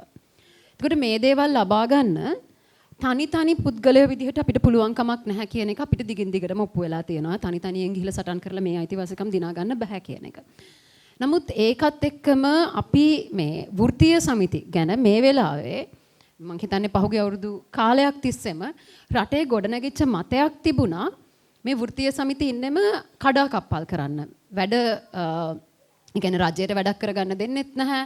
එතකොට අපි දැක්ක සමහරලාට ටෙලිනාට්‍ය පවා හරහා වගේ වුණත් මේවා ගැන ඇති කරපු යම් මතයක් අදහසක් තිබුණා. කියන්නේ මේ හැම වෙලේම වැඩ කඩාකප්පල් කරන්න තමයි වෘත්තීය සමිතිය එන්නේ. එහෙම නැත්නම් වෙන කාගේ හරි එලියෙන් ක්‍රියාත්මක කරන ගේම් ක්‍රියාත්මක කරන්න මේ පාවිච්චි කරන උපකරණයක් විදිහට වෘත්තීය සමිති දිහා බලන අවස්ථාවල් තිබුණා. ඉතින් මේ හැම දෙයත් එක්කම මේ ජනතාවගේ අයිතිවාසිකම් දිනා ගන්න එක. දැන් අපි අනිත් පැත්තේ මේ කතන්දර අහනකොට අපිට තේරෙනවා කොයිතරම් දුරකට මේ සේවකයන්ගේ අයිතිවාසිකම් මූලික අයිතිවාසිකම් ගෞරවනීය ජීවිතයකට ඇති හිමිකම කොයිතරම් විදිහකට අඩාල වෙලා තියෙනවද කොයිතරම් මේ ප්‍රවේශය අහිමි වෙලා තියෙනවද කියන එක. මේ කතාව ඇතුළේදී සාමූහික කේවල් කිරීම කොයිතරම් වැදගත්ද ඒ වගේම විශේෂයෙන්ම ඇඟලුම් සහ රෙදිපිලි ශාස්ත්‍රය ඇතුළේදී යුනියනයිස් වෙන එක. එහෙම නැත්නම් වෘත්තීය සමිති ගත වෙන එකට තියෙන බාධාවල් මොනවද? ඒකට කොයිතරම් අවහිරකම් තියෙනවද? ඒ ගැන පොඩි විස්තරාත්මක පැහැදිලි කිරීමක් කරන්න පුළුවන් නම්. බොහොම ස්තුතියි විශේෂයෙන්ම නිමි බාණ්ඩ ඇඟලුම් හා රෙදිපිලි සේවක සංගමයට මේ අවස්ථාව ලබා දෙපු එක. මම හිතන්නේ මට අදහස් දක්වන්න දීපු කාරණා ගත්තොත් දැන් ගොඩාක් අය විශේෂයෙන්ම අපනයන සැකසුම් කලාප තුළ නොවේනම දෙයක් ගැන තමයි වැඩිපුර අදහස් ප්‍රකාශ කරන්න අවස්ථාව ලැබුණේ. හැබැයි අපි පොඩක් අතීතයට ගියොත් ඇත්තටම බොහොම සාර්ථක විදිහට මේ අපනයන සැකසුම් කලාපවල කාන්තාවන්ගේ නායකත්වය අරගෙන වෘත්තීය සමිති ගත වෙලා සාමූහික කේවල් කිරීමේ ගිවිසුම් සංකරලා අද අපි කියනවා සමහර වෙලාවල් වලට හාම්පුතුන්ගේ අවශ්‍යතාවයන් තමයි අපි ඉෂ්ට කරන්න කියලා. මම හිතන්නේ හාම්පුතුන්ගේ අවශ්‍යතාවයන් අපි ඉෂ්ට කරන්නේ අපේ හඬ එන්නේ නැති වෙනකොටයි. ඒක අපේ හඬ අපිට දෙන්න පුළුවන් නම් මම කියන්නේ මේක ලේසි වැඩක් කියලා. මේක අමාරු වැඩක්. හැබැයි කරන්න පුළුවන්. අපිට දැන් තියෙන ලොකුම අභියෝගය තමයි අපි අතීතයේ මේ වහල් කලාපවල හදාගත්ත වෘත්තීය සමිතිය අයිතිවාසිකම් කොහොමද තවදුරටත් රැකගන්නේ? මොකක්ද ආණ්ඩුව කියන එක නෙමෙයි අපිට වැදගත්කම. අපිට අවශ්‍ය කරන්නේ අපේ ප්‍රජාව, අපේ කම්කරුවන් කොතනද ඉන්නේ කියන. මම නිදසුන් දෙකකින් කියන්න මම හිතන්නේ කම්කරු නීති රීති කතා කරන වෙලාවක් නෙමෙයි. දෙවෙනි සාකච්ඡාවේදී තමත්ම විද්වත් විදිහට විද්වත් මණ්ඩලයක් නීතිඥවරු මේ කම්කරු නීති ගැන කතා කරා. හැබැයි ඇයි මේ අපිට සංවිධානය වෙන්න බැරි? මම හිතන්නේ උදේ අපේ නීතිඥ ජයන්ත දෙයත්ගේ මහත්මයා කතා කරලා කිව්වා එකක් තමයි අපි මේ තියෙන නීති වලින් ප්‍රයෝජන ගන්නේ නැහැ. දෙවෙනි එක තමයි අපි නොදැනුවත්. තුන්වෙනි එක අපි පැමිණිලිකරු අපි වින්දිතය වෙනවා. අපි වින්දිතය වෙනකොට අපේ කාලය යනවා අපි බලාපොරොත්තු නැති විදිහට ඉස්සරහට. එතකොට අපි දැන් මම නෝට් කරගත්ත උදේ සෑහෙන ප්‍රශ්න ටිකක් ආවා. ඇත්තටම අපිට මේ ප්‍රශ්න වලට විසඳුම් හොයන්න බැරි වෙලා තියෙන්නේ. අපි අර කාලයත් එක්ක ගැටෙන්නේ නැති නිසා. එතකොට වෘත්තීය සමිති දැන් මම පොඩක් කලවම් කරලා කතා කරන්නම්. දැන් අපේ රටේ ඇවිල්ලා තියෙනවා මේ වන විට ගිය රජයත් එක්ක මේ රජයේ කම්කරු නීති සංශෝධනය. දැන් අනපනත් 13ක් එකට හෝ දෙකකට හෝ තුනකට හෝ ගේන්න යනවා. අපි එක එක දේවල් අරගෙන කතා කරනවා. හැබැයි අපිට වැදගත් වෙන්නේ මේ සංශෝධනය තුළ අපේ අපනයන සැකසුම් කලාපවල වැඩ කරන ශ්‍රමිකයන්ට අවශ්‍ය කරන අයට වැදගත් වෙන නීති රීති මොනවද? ඒ නීති රීති තුළ අපිට ගන්න පුළුවන් මම අවමී කියන්නේ අවමී කිව්වොත් උත්ති සමිති නායිකාවක් හැටියට ඒක හරි වැරදි. දිනා ගන්න පුළුවන් දේවල් මොනවද? මම එක උදාහරණයක් කියන්නම්. මම කෙටියෙන් කතා කරන්න කෙනෙක් නෙමෙයි මට දැනුවත් කරන්න. එතකොට මම එක උදාහරණයක් කියන්න. දැන් මේ වන විට ලොකු ආందోලනයක් තියෙනවා මේ සේවය අවසන් කිරීමේ පනත ගැන. මේ සේවය අවසන් කිරීමේ පනතේ සාධාරණව ගත්තොත් වන්දි සූත්‍රයක් තියෙනවා. මේ වන්දි සූත්‍රයේ තියෙන උපරිමයක් සහ අවමයක්. හැබැයි ආයතනයක් වහනවා නම් කම්කරු කොමසාරිස්වරයාට ඒ නීති අනුකූලව දැනුම් දීලා අවසර අරගෙන වහන්න ඕන. මම ආයතන කියන්න ඕන. ඔයගොල්ලෝ උදේ කතා කරගා පහුගිය දවස්වල ඩෝන් ගාලා ජාත්‍යන්තර හොඳ ගැනුම්කරුවෙක්ගේ ආයතනයක් වහලා දාලා ගියා. හැබැයි එතනදී වන්දි සූත්‍රයට එයන්ගේ වන්දියක් ලැබුණා. එතකොට මේ නීතියක් තිබෙච්ච නිසා. ඊට මම දෙවෙනි උදාහරණයක් කියන්නම්. කළුතර දිස්ත්‍රික්කයේ මේක මම බෙදා ගන්න කියන්නේ කැම්බර් ලංකා කියන ආයතනය මේ පනතම කම්කරුවට කොහොමද අහිතකර විදියට බලපෑවි කියලා. ඒ ආයතනය ඉන්දියාවට අයිති එක. ඒගොල්ලෝ මේ ආයතනයේ ක්‍රමක්‍රමයෙන් සේවකව අයින් වෙනකොට අපේ ආයතනයේ උට්ටි සමිතියක් තිබුණා එකේ. ඒ ආයතනය මොකද්ද කරේ? ආයතනය වැහුවේ නැහැ. කොතනකට හරි ගෙනිහිල්ලා සේවකයෝ නිකන් තියාගෙන ආයතනය වැහුවේ නැහැ. අපි ඒකට නිත්‍යානුකූලව කටයුතු කරා. කොමසාරිස්වරයා අපිට ඕඩර් එකක් දෙනවා. ඕඩර් එකක් නෙමෙයි නිකන් යම්කිසි පණිවිඩයක් දෙනවා ලිඛිතව. මේ ආයතනේ වහලා නැහැ වන්දි දෙන්න බෑ කියලා. අර බලන්න අර 52 අපිට කොයි විදිහටද බලපෑවි කියලා. අදටත් ඒ ආයතනේ වහලා නැහැ. ඊට පස්සේ කියනවා මේ සාමූහික ගිවිසුම. මේ හරි අමාරු වැඩක්. සාමූහික ගිවිසුමක් අත්සන් කරන්න ඉස්සෙල්ලාම වෘත්තීය සමිතියක් හදාගන්න ඕන. එතකොට අපි කොච්චරක් මේ අපනයන සැකසුම් කලාපවල ඉන්න අය වෘත්තීය සමිති ගත වෙලාද? සංවිධානය වෙලාද? තමන්ගේ හඬ කොච්චර දුරට හඬ නගනවද? අයිතිවාසිකම් ඉල්ලනවද? ඉල්ලලා දිනා ගන්නවා ආපස්සට හැරෙනවා. එහෙමනම් එතන නීතියක් තියෙනවා.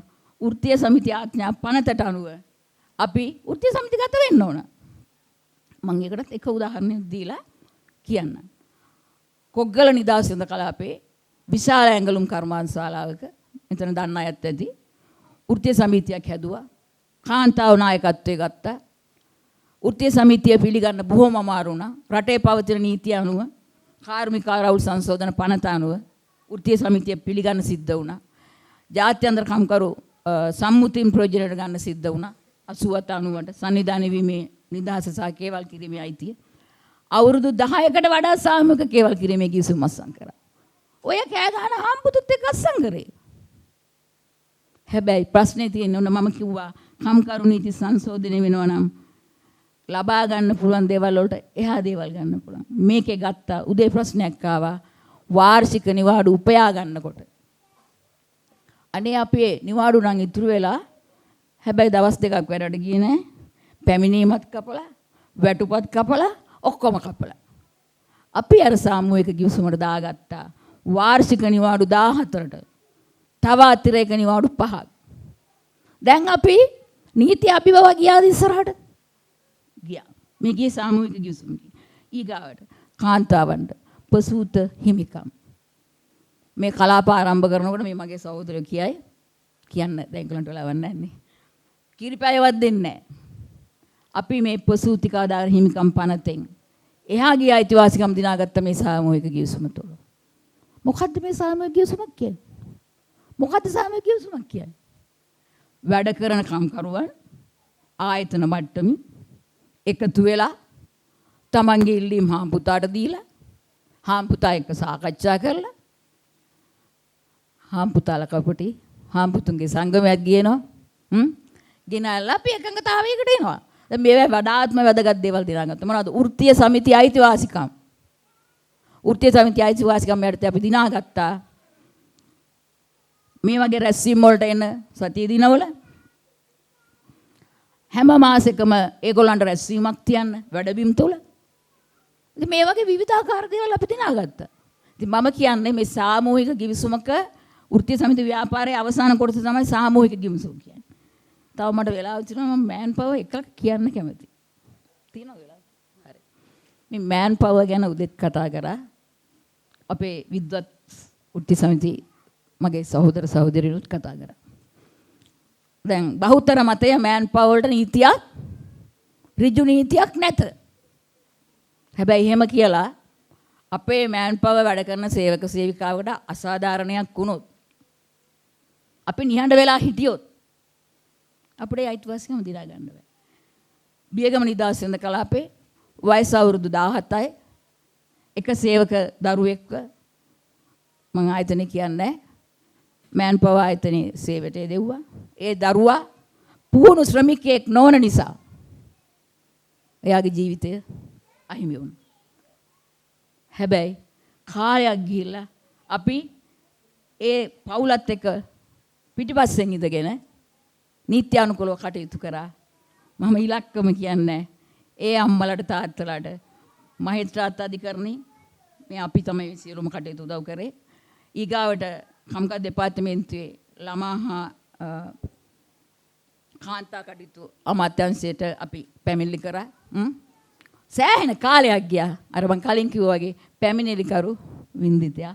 ඒ කියන්නේ එනවා. ඒක නිසා ඊගාව එක මේකට අවසර දෙන්න මෑන් පවර් සේවකයෝ 6 මාසෙන් 6 මාස ස්ථිර කරනකොට අද මෙතන ඉන්න නම් කිව්වොත් නම වැරදි නම් ඉල්ලාස් කරගන්න. අද උදේ මේ පැනල් එකේ හිටපු නීතිඥවරයෙක් අපේ නඩුවකට පෙනී හිටියා. පානදුර උසාවියේ මෑන් පවර් සේවයේ වැඩ කරන අය ඒ සේවකයෝ 7 දෙනෙකුට නඩු දැම්මා. මේ 7 දෙනාම කම්කරු විනිශ්චය සභාවෙන් නඩුවෙන් දිනුවා. කම්පැනිය පාස්කු පෙරත් එක්ක මහාධිකරණයට ගියා. නඩුව නිෂ්පභා වුණා. අපි අපේ පැත්තෙන් අපේ සමිතිය නඩුව දැම්මේ සුප්‍රීම කෝට් එකට ගියා. එතනින් දිනුවා. අපි නෙමෙයි නීතිඥවරු. හරිද? ඒ අනුව අද ඒගොල්ලන්ට මුදල් හම්බ වෙලා තිනවා. ඒගොල්ලන්ගේ ලක්ෂ 2ක් පොලිය තියෙනවා. බොහොම ස්තුතියි අවස්ථාව දුන්නට. සරල අවස්ථාවක් කියන්න කෙටියෙන් බෑ. ඒ නිසා බොහොම ස්තුතියි මේ තොරතුරු බෙදා ගන්න දීපුවාට. ඒ බෙදාගත්තේ ඕගොල්ලන් සියලු දෙනාම උනන්දු කරවීමේ චේතනාවෙන්. බොහොම ස්තුතියි ලලිත සහෝදරේ. මට මේ අපි වෙලාව කතා කරන්න පාවිච්චි කරපු වෙලාවේදී පොඩි වෙනස්කම් කීපයක් වුණා. මං හිතන්නේ මුලින් කතා කරපු අයට කතා කරන්න හම්බුනේ බොහොම සුළු වෙලාවක්. ඒ හින්දා මං කැමති මේ පිසුගත් සහෝදරයට තව පොඩි අවස්ථාවක් දෙන්න. කෙටියෙන් පොඩ්ඩක් අපිට කියන්න පුළුවන්ද මේ ඇඟලුම් ශාස්ත්‍රයේ සහ මේ ශ්‍රමිකයන්ගේ ඉඩම් අයිතිය සම්බන්ධයෙන්? මොකද අපි ගොඩක් වෙලාවට දන්නවා මේ ගොඩක් දෙනාට මැතිවරණයට ඡන්දේ ප්‍රකාශ කරන්න හැකියාව තියෙන්නේ ගමේ. නමුත් ඒගොල්ලෝ නැවතිලා ඉන්නේ මේ ප්‍රදේශයේ නෙමෙයි. එතකොට මේ ප්‍රාදේශීය දේශපාලඥයන් ඕන් දිහා බලන එක ඕන්ගේ අවශ්‍යතාවයන් ඕන් හරහා ඉටු කරගන්න එකේදී ගැටලු මතුවෙනවා. ඒ ගැන පොඩි කෙටි පැහැදිලි කිරීමක් කරන්න පුළුවන්ද විනාඩි 2ක් වගේ ඇතුළත? බොහොම ස්තුතියි සහෝදරි. මේ දැන් මුලින් අපි කිව්වා වගේ මේ නිදහස් වෙළඳ කලාපවල බහුතරය ඉන්නේ සංක්‍රමණික කම්කරුවන්. එතකොට ඔවුන් දැන් නිදහස් වෙළඳ කලාප පටන් අරගෙන අවුරුදු 45කටත් වැඩි. එතකොට මේ කාල සීමාව ඇතුලේ ඔවුන් මෙහි නිදහස් වෙළඳ කලාප ආශ්‍රිතව ඔවුන් පදිංචි වෙනවා. එතකොට ඔවුන් විවාහ වෙලා පවුල් හැටියට තමයි ජීවත් වෙන්නේ. එතකොට ඔවුන්ගේ මේ සමාජමය සියලු අවශ්‍යතාවයන් එතන ඇති වෙනවා. දරුවන්ගේ පාසල් වගේ ඒ වගේ ස්ථීර ලිපිනයන් ඒ වගේ සියලු කාරණා උන්ට අවශ්‍ය වෙනවා රාජ්‍ය ප්‍රතිලාභ ලබා ගැනීමට. නමුත් ඔවුන්ව නිදහස් වෙළඳ කලාප තුළ ස්ථීර ලියාපදිංචියක් හෝ తాවකාලික ලියාපදිංචියක් නැහැ. එතකොට මේ කියන කාරණාත් එක්ක වෙන්නේ උන්ට රාජ්‍ය ප්‍රතිලාභ ලැබෙන්නේ නැහැ. සේම උන්ට අර නිවසක හිමිකම සහ ස්ථීර ලිපිනයක් කියන සියල්ලම ලැබෙන්නේ නැහැ. එතකොට උදාහරණයක් ඇටියට කියනවා නම් කොවිඩ් කාලේ රජය මගින් දුන්න රුපියල් 5000 දීමනාව මේ හිටපු පවුල් වලට ලැබුණේ නැහැ. ලැබෙන්නේ නැති වෙන්න හේතුව තමයි ඔවුන්ගේ පදිංචිය මේ ප්‍රදේශේ නැති නිසා. එතකොට ඒක දුන්නේ විශේෂයෙන්ම ස්ථීර පදිංචි අයට පමණයි. සමහර විටින් විට මෑන් පවර් කීප දෙනෙකුට දීලා තිබුණා. නමුත් ඒක සැලකිය යුතු ප්‍රමාණයක් නෙමෙයි. එතකොට ඔවුන්ට වාසස්ථානයක අයිතියක් මේ වෙළඳ කලාපය තුලේ නැහැ. ඒක තමයි ප්‍රධාන කාරණා. හැබැයි එතකොට අනිත් පැත්තෙන් ගත්තාම හැම වෙලාවෙම පැවති ආණ්ඩු සහ වර්තමාන ආණ්ඩුවත් එහෙම මම දන්නේ දැනට සාකච්ඡාවේ මට්ටමේ පවතිනවා. එතකොට ඒ අවස්ථාවවලදී තියෙන්නේ ව්‍යාපාරිකයන්ට තමයි මේ ප්‍රමුඛතාවය දෙන්නේ. එතකොට ආයෝජනයන් සහ ඒකත් දෙන්න ඕන. නමුත් ප්‍රජාවට ප්‍රමුඛතාවය දෙන්නේ කොහොමද කියන කාරණාව තියෙනවා. එතකොට නිදහස් වෙළඳ කලාපවල හැම නිදහස් වෙළඳ කලාපෙම ජීවත් වෙන ප්‍රජාව. එතකොට දැන් කටුනායක වගේ ප්‍රදේශ ගත්තපුවාම ඒගොල්ලෝ ඒ ස්ථීර පදිංචි අයටත් ඒ ප්‍රශ්නේ තියෙන එක පැත්තකින් ඒගොල්ලොන්ගේ ඉඩම් තම අරගෙන තියෙන සංවර්ධනය සඳහා. එතකොට ඒගොල්ලොත් දැන් ඒ ඉඩම් අරගෙන පරම්පරා 4ක් වෙනවා. මේ පරම්පරා 4ක් ඉඳලත් ඒගොල්ලෝ එකම ගෙදර පවුල් 5ක් අය ජීවත් වෙන එකට. එතකොට ඒගොල්ලොන්ටත් වාසස්ථාන අයිතියක් නැහැ. එකම ගෙදර තමයි එකම ලිපිනේ යටතේ තමයි අර පවුල් කීපෙම එකට ජීවත් වෙන්නේ. එතකොට මේ සංවර්ධන ක්‍රියාවලිය ඇතුලේ ඇති කරලා තියෙන මේ නිදහස් වෙළඳ කලාප සංකල්ප තුල සමාජය ඇතුලේ විශාල ප්‍රශ්න ගණනාවක් බිහි කරලා තියෙනවා. ඒකේ එක ප්‍රශ්නයක් තමයි මේ ඉඩම් අයිතිය. බොහොම ස්තුතියි සුගත සහෝදර. මං තව එක අවස්ථාවක් දෙන්න කැමති චන්ද්‍රා දේවනරණ සහෝදරයට රෙඩ් සංවිධානය නියෝජනය කරමින් මේ දිවාසුරකුම් මධ්‍යස්ථාන ගැන අදහස් ප්‍රකාශ කරන්න ඕනි කියලා කිව්වා. ඒ වගේම මේ අර අපි කාන්තාවන්ගේ සුරකුම් ආශ්‍රමය වගේ දේවල් ගැන කතා කරද්දී මොන වගේ පහසුකම්ද කාන්තාවන්ට අවශ්‍ය කියන එක ගැන පොඩි හැඳින්වීමක් කරන්න කෙටියෙන්. දිවාසුරකුම් මධ්‍යස්ථාන කියන එක ගැන අපි සංවිධානයක් විදිහට දැනට වැඩ කටයුතු කරගෙන යනවා.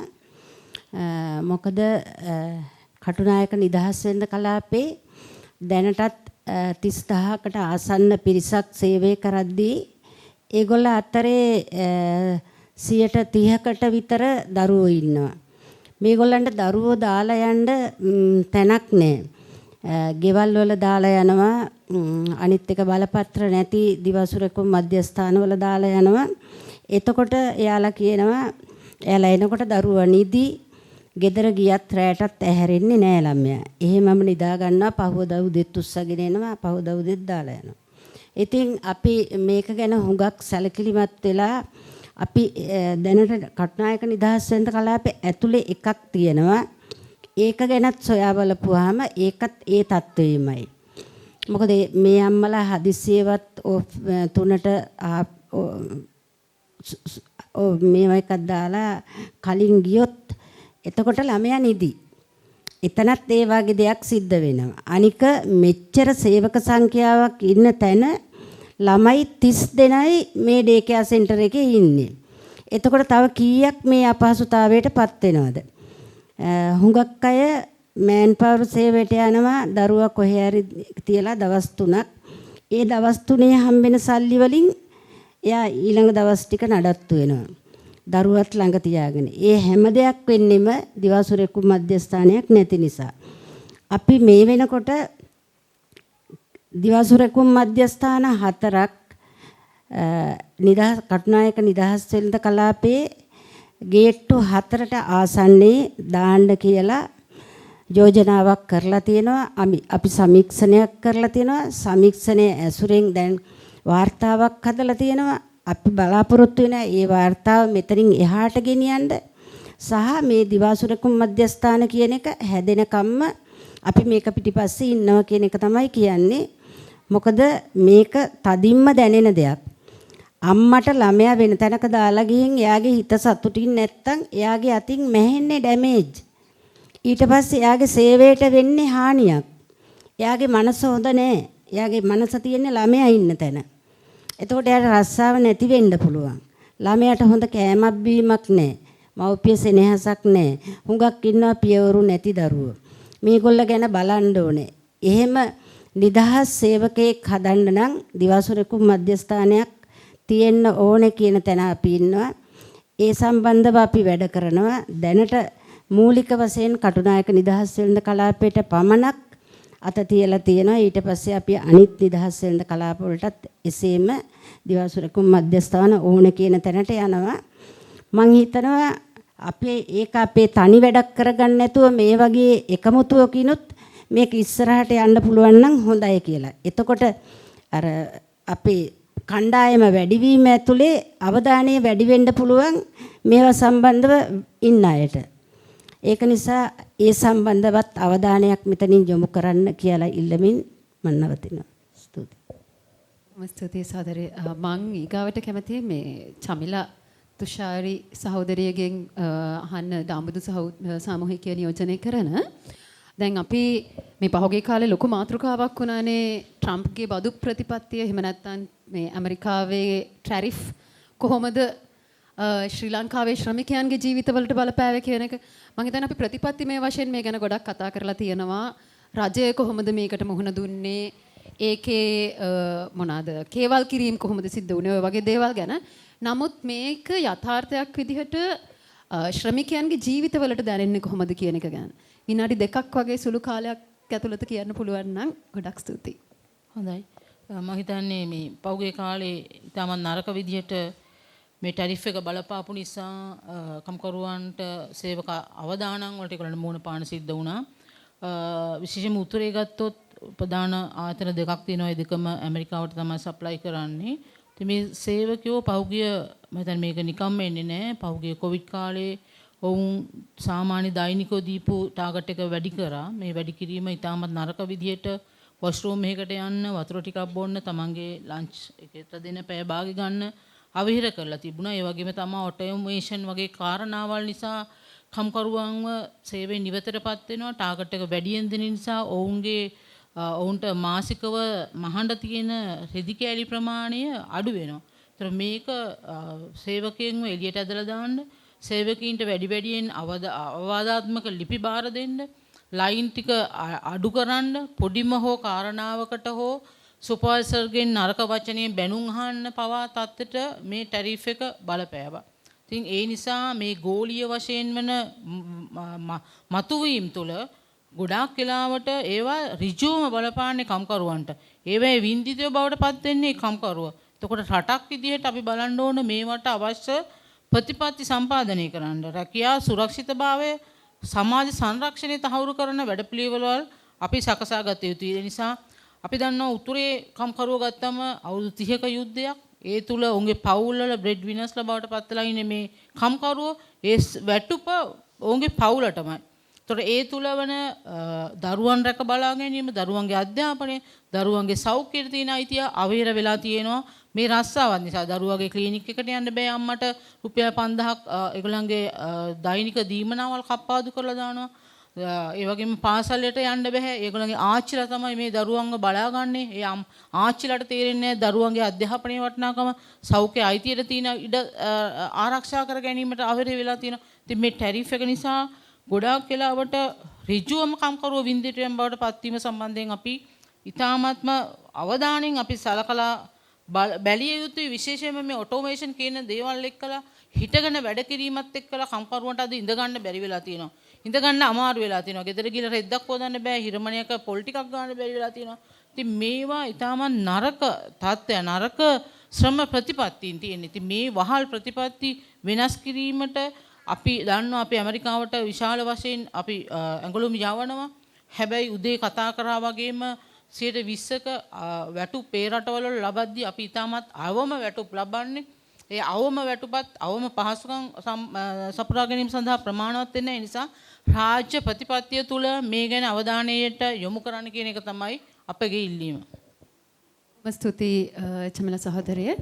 මං ආයි කැමති විජේපාල විරකෝන් සහෝදරයාගෙන් කෙටි අදහස් දැක්වීමක් දැනගන්න. දැන් මේ කතා කරපු හැම දෙයක් එක්කම අපිට බොහොම පැහැදිලි සමාජ ආරක්ෂණය කියන එක කොයිතරම් වැදගත්ද කියන එක, විශේෂයෙන්ම සේවකයන් අරගත්තත් ස්ථිර සේවකයන් අරගත්තත් මෑන් පවර් වගේ මේ කියන්නේ ස්ථිර නොවන සේවකයන් අරගත්තත්.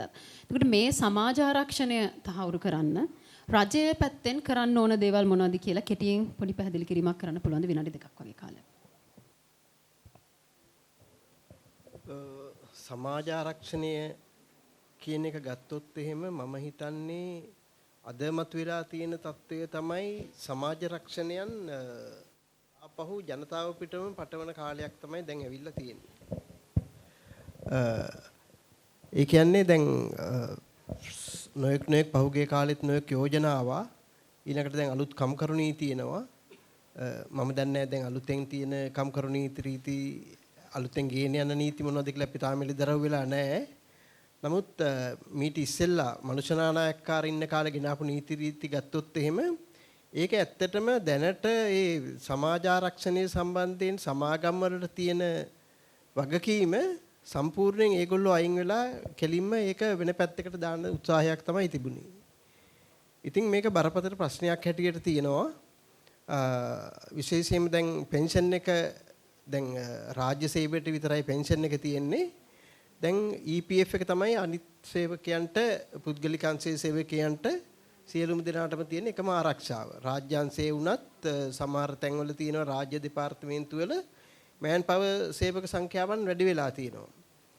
දැන් එතකොට ඒගොල්ලන්ට තියෙන්නේ මේ EPF එක තමයි තමන්ගේ ආරක්ෂාවට, EPF එක සහ ETF එක. දැන් නමුත් දැන් ප්‍රශ්නේ තියෙන්නේ දැන් විශේෂයෙන්ම දැන් මේ මෑන් පවර් වගේ ඉන්ෆෝමල් සෙක්ටර්ස් වැඩියෙන් සම්බන්ධ වීම තුළ බරපතල ප්‍රශ්නයක් හැටියට මතුවලා තියෙනවා. ඒ ඉන්ෆෝමල් සෙක්ටර්ස් වැඩ කරන සේවකයන්ට ගොඩක් දෙනෙකුට ඒව ගෙවන්නේ නැහැ. දැන් EPF ගත්තොත් එහෙම මම හිතන්නේ මම දන්නේ නැහැ මම උදේ හිටියේ නැහැ මම හිතන්නේ ඒක සාකච්ඡා වෙන්නේ නැති කියලා. ගොඩක් තැන්වල EPF ගෙවන්නේ නැහැ. මොකද man power companies ඒක ගැන වග කියන්නේ නැහැ. ඉතින් ඉස්සරහට ඒක කොයි විදිහට වෙනවද දන්නේ නැහැ.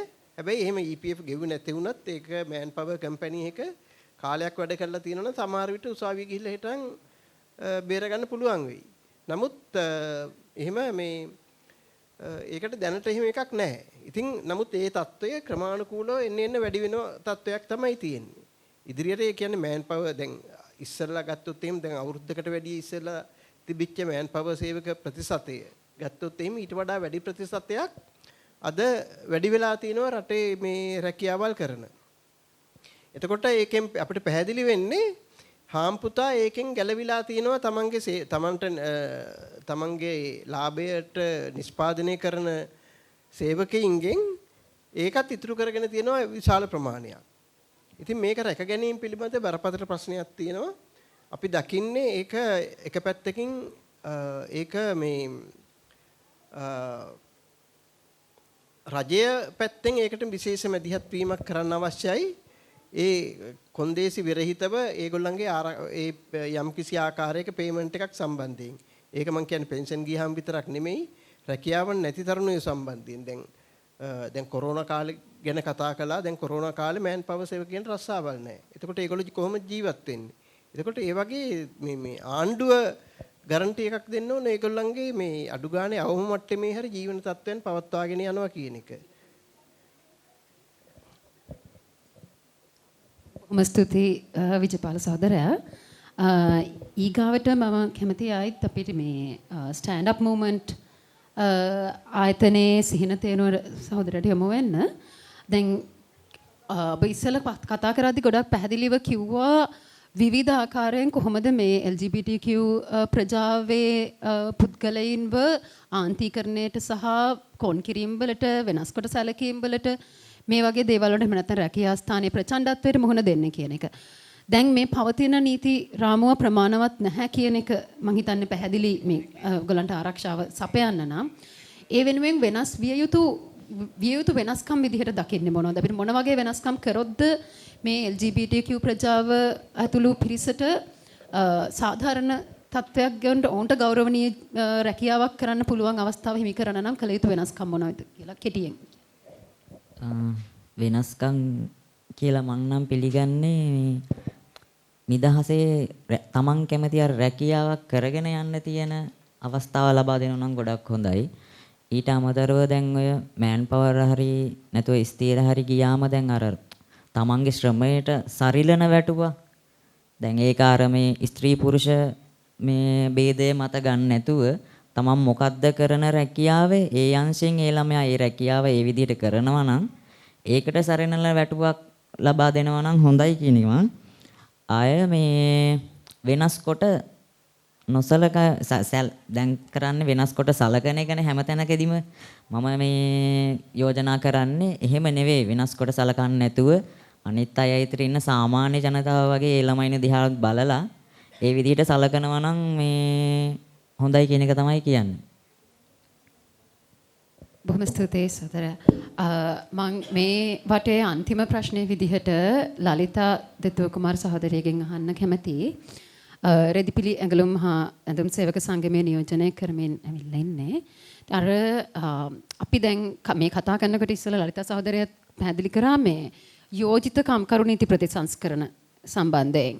එතකොට ඒ වගේම අපිට මේ බොහොම පැහැදිලිව පේනවා මේ සේවක අයිතිවාසිකම් සම්බන්ධයෙන් මේ කඩවෙන මූලික මිනිස් අයිතිවාසිකම් සම්බන්ධයෙන් වගකිව යුතු පාර්ශවයන් රජය වෙන්න පුළුවන්, පෞද්ගලික සමාගම් වෙන්න පුළුවන්, ඒ ඔවුන්ගේ වගවීම තහවුරු කරන්න වෘත්තීය සමිති විදිහට කියන්නේ ලලිතක පැහැදිලි කර අපි සංවිධානය වීමේ වැදගත්කම කොච්චරක්ද කියන එක. ඒ සංවිධානය වීමෙන් ඊගව පියවර විදිහට මොන වගේ වෙනස්කම්ද අපි කරන්න ඕනේ, අපි කරන්න බල කරන්න ඕනේ, නීතිමය අධ්‍යයනයට වෙන්න පුළුවන්, රාජ්‍ය ප්‍රතිපත්ති වලට වෙනස්කම් වෙන්න පුළුවන්, මොන වගේ වෙනස්කම්ද සිද්ධ වෙන්න ඕනේ මේ වගවීම තහවුරු කරන්න. මොකද අපි ගොඩක් වෙලාවට කතා කරනවා මෙන්න මේ දේවල් වෙනවා කියලා. නමුත් මේ ඉබේ සිද්ධ වෙන දේවල් නෙමෙයි මේ හැම දෙයකටම වග කියන කෙනෙක් ඉන්නවා මේ හැම දෙයක්ම කරලා ඒවෙන් ලාභ ලබා ගන්න පාර්ශවයන් ඉන්නවා. ඔවුන්ගේ වගවීම තහවුරු කරන්න පුළුවන් දේවල් පැහැදිලි කරන්න. කෙටියෙන්. එකක් තමයි මේක හරි අමාරු වැඩක්. දෙවෙනි කාරණේ තමයි මේ වගවීමට යන්න ඉස්සෙල්ලා අපේ පැත්තෙන් අපි කොතනද ඉන්නේ කියන එක. මේ ශ්‍රමිකයෝ හැටියට.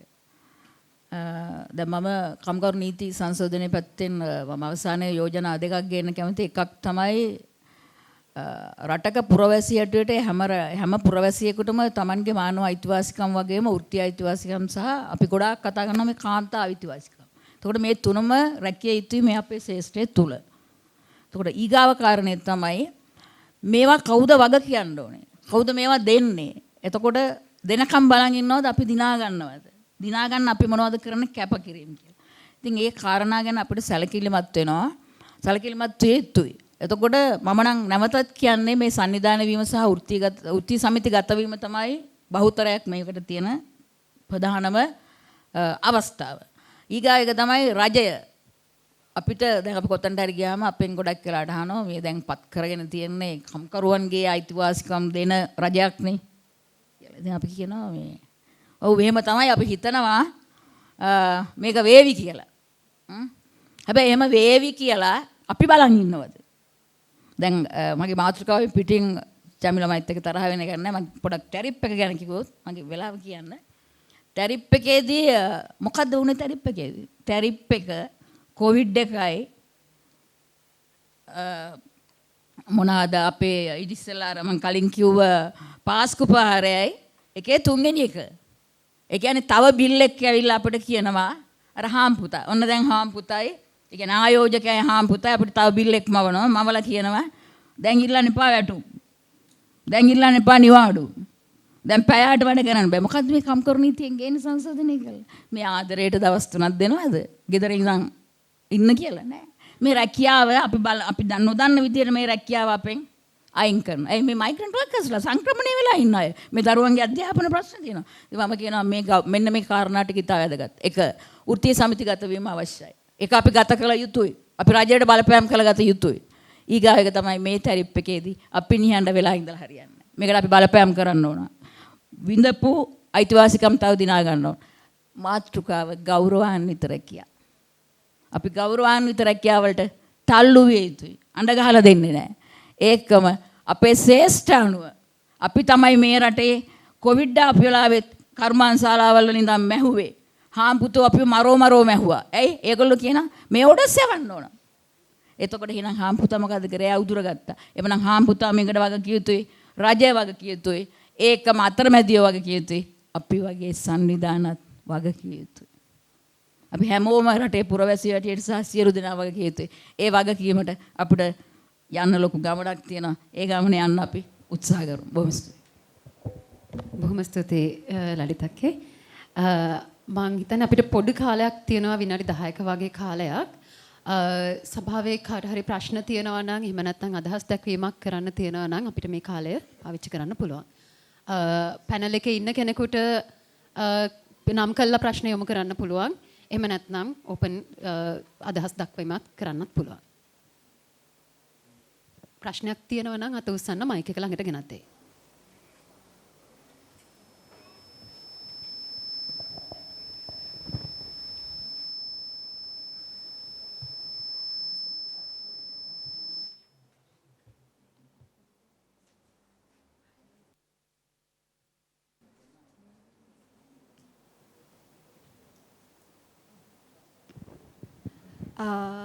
මම ප්‍රශ්නයක් කතා කරන්නේ මන් දකින විදිහට අපි තාම මූලික අවශ්‍යතා කියන තැන තමයි ගොඩක් වෙලාවට ඉන්නේ. ඒ කියන්නේ නිවාඩු, ඉදුම් හිටුම්, ආහාර පාන, ඊට පස්සේ ඔය අවශ්‍ය කරන වේතනය කියන දේ. දැන් මෙතනින් හැර මං හිතන්නේ මං උදේ දාපු ප්‍රශ්නේ ආපහු දාන්න වෙනවා. අපිට සංවිධානගත වෙන්න පුළුවන් ක්‍රමය අපි මෙතනදී හරි ඔයගොල්ලෝ කතා කරලා අපිට කියන්න කොහොමද ඔයගොල්ලන්ට සංවිධානය වෙන්න පුළුවන් කියලා. අපිට අවශ්‍යයි යම් කිසි විදිහකට ඔපෙක් ඒගොල්ලෝ යම් කිසි දෙයක් ඉල්ලනවා. ඒතර අපිට මොනවද ඕනේ? අපිට අඩුගානේ housing. බංග්ලාදේශ වල මීට වැඩිය හොඳ housing තියෙනවා. ඒතර මේ zone එක දිහා මිනිස්සු බලන්නේ third class විදිහට මේ zone එකේ facilities low හින්දානේ. ඒතර මෙතනට යන්න ටිකක් අමාරුයි. දැන් උතන ඔය sector එකත් එක්කම බලන්න BBO sector එක. ඕගොල්ලන්ගේ competitive sector එකක්. ඒතර ඒ sector එකේ තියෙන facilities. ඒ sector එකේ තියෙන අවම වේතනය. ඒගොල්ලෝ භාෂාව දන්නවනේ. ඒගොල්ලෝ කතා කරන්නේ international කට්ටියත් එක්ක. ඒතර ඒගොල්ලෝ භාෂාව දන්නේ නැහැ. ඒගොල්ලන්ගේ අවම වැටුප වෙන්නේ 21000 නෙමෙයි. ඒගොල්ලෝ ඊට වැඩි ගොඩාක් හම්බ වෙනවා. ඒගොල්ලන්ගේ මේන් මට ඒක හරියට කියන්න බෑ. නමුත් ලක්ෂය පහිනවා. සාමාන්‍යයෙන් හොඳම සැරඩ් එකක් ගන්න සාමාන්‍ය වෙලාවට සාමාන්‍ය normal 85 කියන එක ඇතුලේදී නොවන කියන්නේ සාමාන්‍යයෙන් BPO sector එක වැඩ කරන්නේ පිටරටත් එක්ක වැඩ කරන හින්දා HSBC එක සාමාන්‍යයෙන් වැඩ කරන එක මේ එක ආයතනයක්. ඒ වගේ එහෙම තැන ඒ මට්ටමට කොහොමද අපි ගන්නෙ මේ sector එක. ඊට පස්සේ දැන් ආපහු AI ආවොත් අපේ labor off එකක් වෙනවා. ඒ කියන්නේ 100ක් හිටියොත් 10කින් වැඩ ගන්න මට්ටමක් එනවා. එතකොට අපි මේ අපේ labor මොනවද අපි කරන්නේ?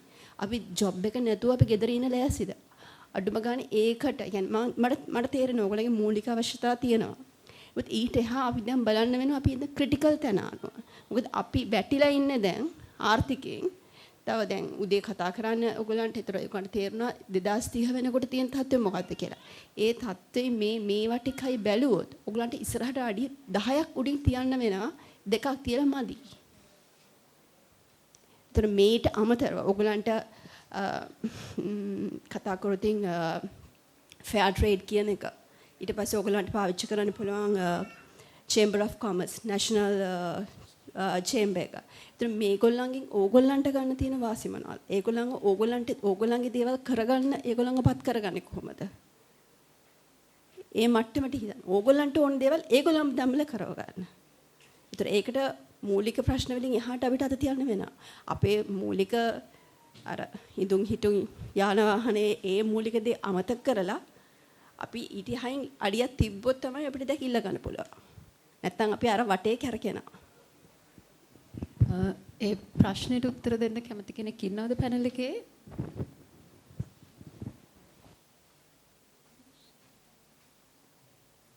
සංවිධානගත වීම ගැනත් අහපු හින්දා නලිතක්ක මම දැන් ප්‍රශ්නේ නම් හරි පැහැදිලි. හැබැයි අපිට මෙතනට එන්නත් ගිය අවුරුදු 30ක්. ඉතින් අන්න එකයි තියෙන ප්‍රශ්නය.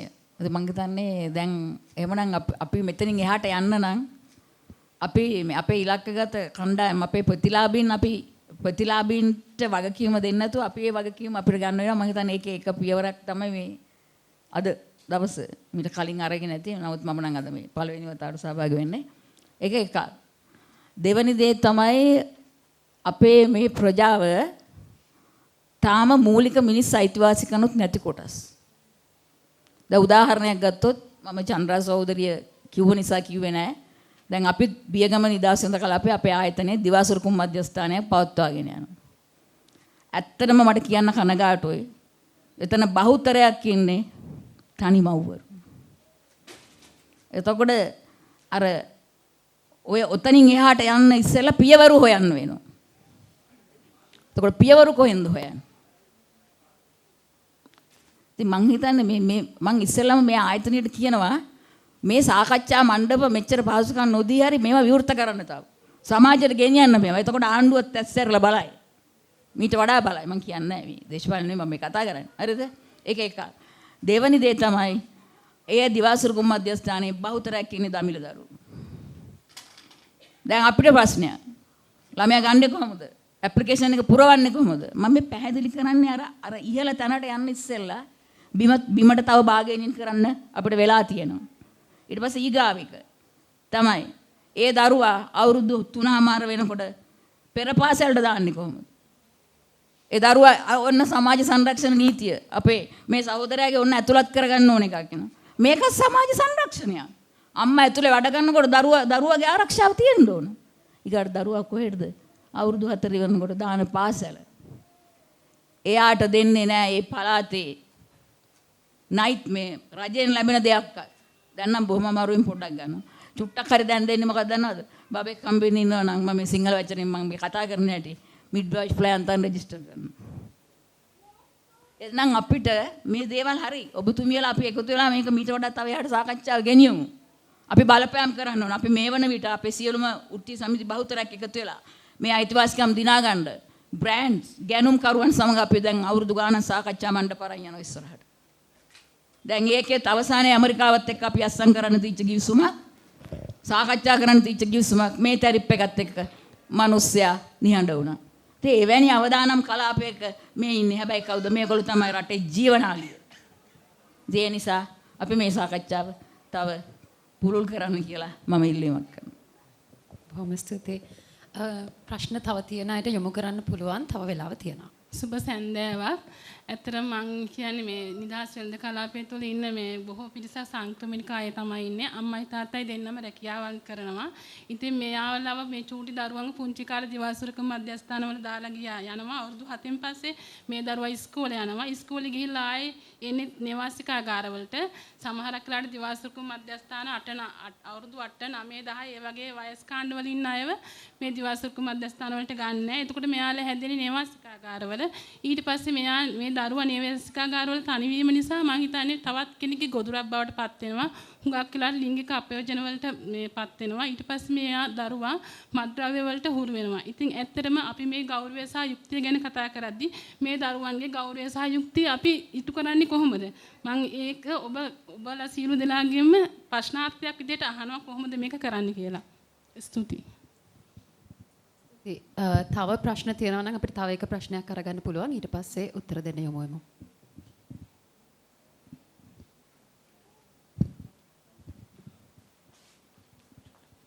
Sorry, I'm going to speak in English. So this is not a question. This is two suggestions. First one. So now they are talking about the working women's child protections. So in India, under the Manrega Fund, there is the Andhra Pradesh. They already established the Kusumani, the scheme. So that is Indian government and also the Andhra Pradesh state government and also the private sectors. They are collaborating this kind of system, Kusumani. So that we can do, or if not, we can adapt the India's Code of Social Security 2000. That's an act, but successfully implemented in India because of political reasons. That's not implemented, but we can look after some of those things in Sri Lankan context. We can adapt some of the things. And second one, I think we have to consider the just transaction finance. So it's an uprising problem for the government sector, especially India and Philippines and in the Bangladesh also suffering of that. It means new technological analyzing and all the skills are adapting. So through that, many of the employers, they are going to kick out from the labor market. So in informal sector people. Maybe in the government sector, it's happening in India and also the Philippines. So we have to think in the future. So this is some kind of thing we have to spotlight. So this is also you have to something consider. Thank you. Thank you so much. ඒ යෝජනා දෙකටම ස්තුතියි. මම අර අපි කලින් අහපු ප්‍රශ්න විශේෂයෙන්ම දිවාසුරුකම් මධ්‍යස්ථාන සහ නේවාසිකාගාර සම්බන්ධයෙන් ඉදිරිපත් කරපු ප්‍රශ්නේ මම කැමැති යොමු කරන්න චන්ද්‍රා දේවනාරායන සහෝදරියට රෙඩ් සංවිධානයේ මම හිතනවා යා වඩාත්ම සුදුසුයි කියලා එකට උත්තර දෙන්න. කලින් අර අපිට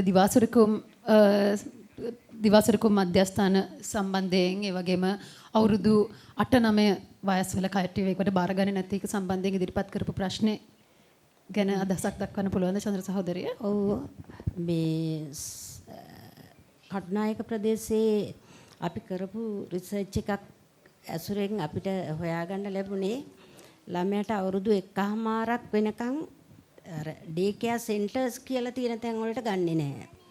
මොකද අර ඇවිදින සහ කතා කරන ළමයා තමයි ගන්නෙ. ඊට පස්සේ ඉස්කෝලේ ඇරිලා එන අය 2 වසර වගේ ගන්නවා. ඊට පස්සේ අය ගන්නෙ නැහැ. ඒ ප්‍රශ්නේ තද මේ බලපානවා හුඟක්ම මොකද ඉස්කෝලේ ඇරිලා එන ළමයා ගෑනු ළමෙක් හෝ පිරිමි ළමෙක් ඒ දෙන්නම අපිට ගැහැණුද පිරිමිද කියලා වෙනස් කරන්න බෑ. දෙන්නම එක විදිහට අපයෝජනයට ලක් වෙනවා. සහ ඒ සමාජයේ තියෙන විවිධ දේවල් වලට ඇබ්බැහි වෙනවා. ඒකත් එක්ක අපිට පුළුවන් නම් යම් තරමින් දැන් අපි යෝජනා කරන දිවාසුරකම මධ්‍යස්ථානට වලට අපි යෝජනා කරනවා අවුරුදු 12 වෙනකන් ගන්න කියලා. අපිට එතනදිත් ළමයි වෙන් කරන්න පුළුවන්. පොඩි ළමයි අවුරුදු 5ට අඩු ළමයි වෙනම දාන්න, 5න් පස්සේ ළමයි වෙනම දාන්න. එතකොට අර ළමයා ආරක්ෂා වෙනවා. අවුරුදු 12 කියන්නේ යම්කිසි තේරුමක් තියෙනවා. එයාට එතන ඉන්න පුළුවන්. ඒ වගේ ක්‍රමයක් තමයි අපි බලාපොරොත්තු වෙන්නේ. බොහොම ස්තුතියි සහෝදරේ. මම අපි මේ සාකච්ඡාව මෙතනින් ඉවර කරමු. ඔව් චමිලක් අදහස් දක්වන්න.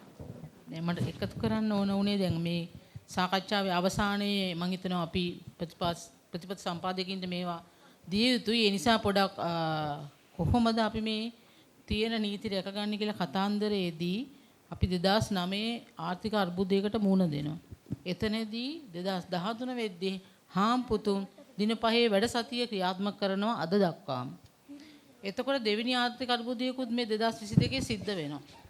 මෙහෙම තියදී තමයි අපි මේ කම්කරු නීති ගැන කතා කරන්නේ. අපි දන්නවා නිදහසන්ත කලාප සේවකෝ සංක්‍රමණය වෙලා ඉන්නේ. මේ වෙද්දි මේ ආර්ථික අර්බුද මේ කොවිඩ් අර්බුදවලදී ඔවුන් පර්මනන්ට් සේවකයෝ ඉදිරිය දවසෙත් වැඩ හොයමින් යනවා මෑන් පවර් සේවය හරහා. ඒ තියෙන වැටුප් අර්බුදයත් එක්කමයි. ඉතින් මෙහෙම තියෙද්දී මේ දින 5 වැඩ සතිය දවස් දෙකක් ගෙදර ඉන්න මේ කම්කරුවෝ කැමති නෑ. මේ ආම්පුතා කියනවා මේක කම්කරුවන්ගේ උමනාව නෙමෙයි මේ හාම්පුතාගේ උමනාව. හාම්පුතා තමයි දින 5 වැඩ සතිය ඉල්ලන්නේම. එතකොට අපි උති සමිතිය අයිතිවාසිකම් ගැන කතා කරද්දී කම්කරු නීති ගැන කතා කරද්දී හාම්පුතා දිගින් දිගටම අඛණ්ඩව මේ දින 5 වැඩ සතිය ක්‍රියාත්මක කරනවා. ඒතර කම්කරුවන්ගේ අතිකාල පැයක් දවසට වුන් උදුර ගන්නවා. නමුත් අපි දන්නවා කම්කරු නීතිය යටතේ තියෙන පැය 8යි අපිට දවසට වැඩ කරන්න පුළුවන් කියලා. අතිකාලත් බලහත්කාරයෙන් බෑ කියලා කම්කරු නීතියේ තියෙනවා. ඉතින් මෙහෙවැනි තත්ත්වයන් තුළ තමයි හාම්පුතා ඊටාත්ම ශක්තිමත් හරිම සූක්ෂමයි. නමුත් කම්කරුවන්ට ඔවුන්ගේ අයිතිවාසිකම් දිනා ගන්න ඔවුන්ට සංගමේ නිදහස අහෝසි කරනවා. මේවා ILO වල තියෙන සම්මුතියින් අපි රැටිෆයි කරපු. නමුත් මෙවැනි තත්ත්වයක් තුළ තමයි අපි මේ කම්කරු නීතියන් ඉල්ලන්නේ. දැන්ට අවුරුදු 46ක් වෙනවා. ඒ වගේම තමයි මෙවැනි වකවානුවක් තුළ තමයි කම්කරුවන්ව බුරුතු පිටින් එළියට දාන්නේ. උති සමිති තියෙද්දි උති සමිති වලට ගරු නොකර බුරුතු පිටින් එළියට දාන සංස්කෘතියක තමයි අපි ජීවත් වෙන්නේ. ඉතින් මේවා ගැන අපි වැඩියෙන් අවධානය යොමු කර යුතුයි කියලා තමයි ඉන්නේ.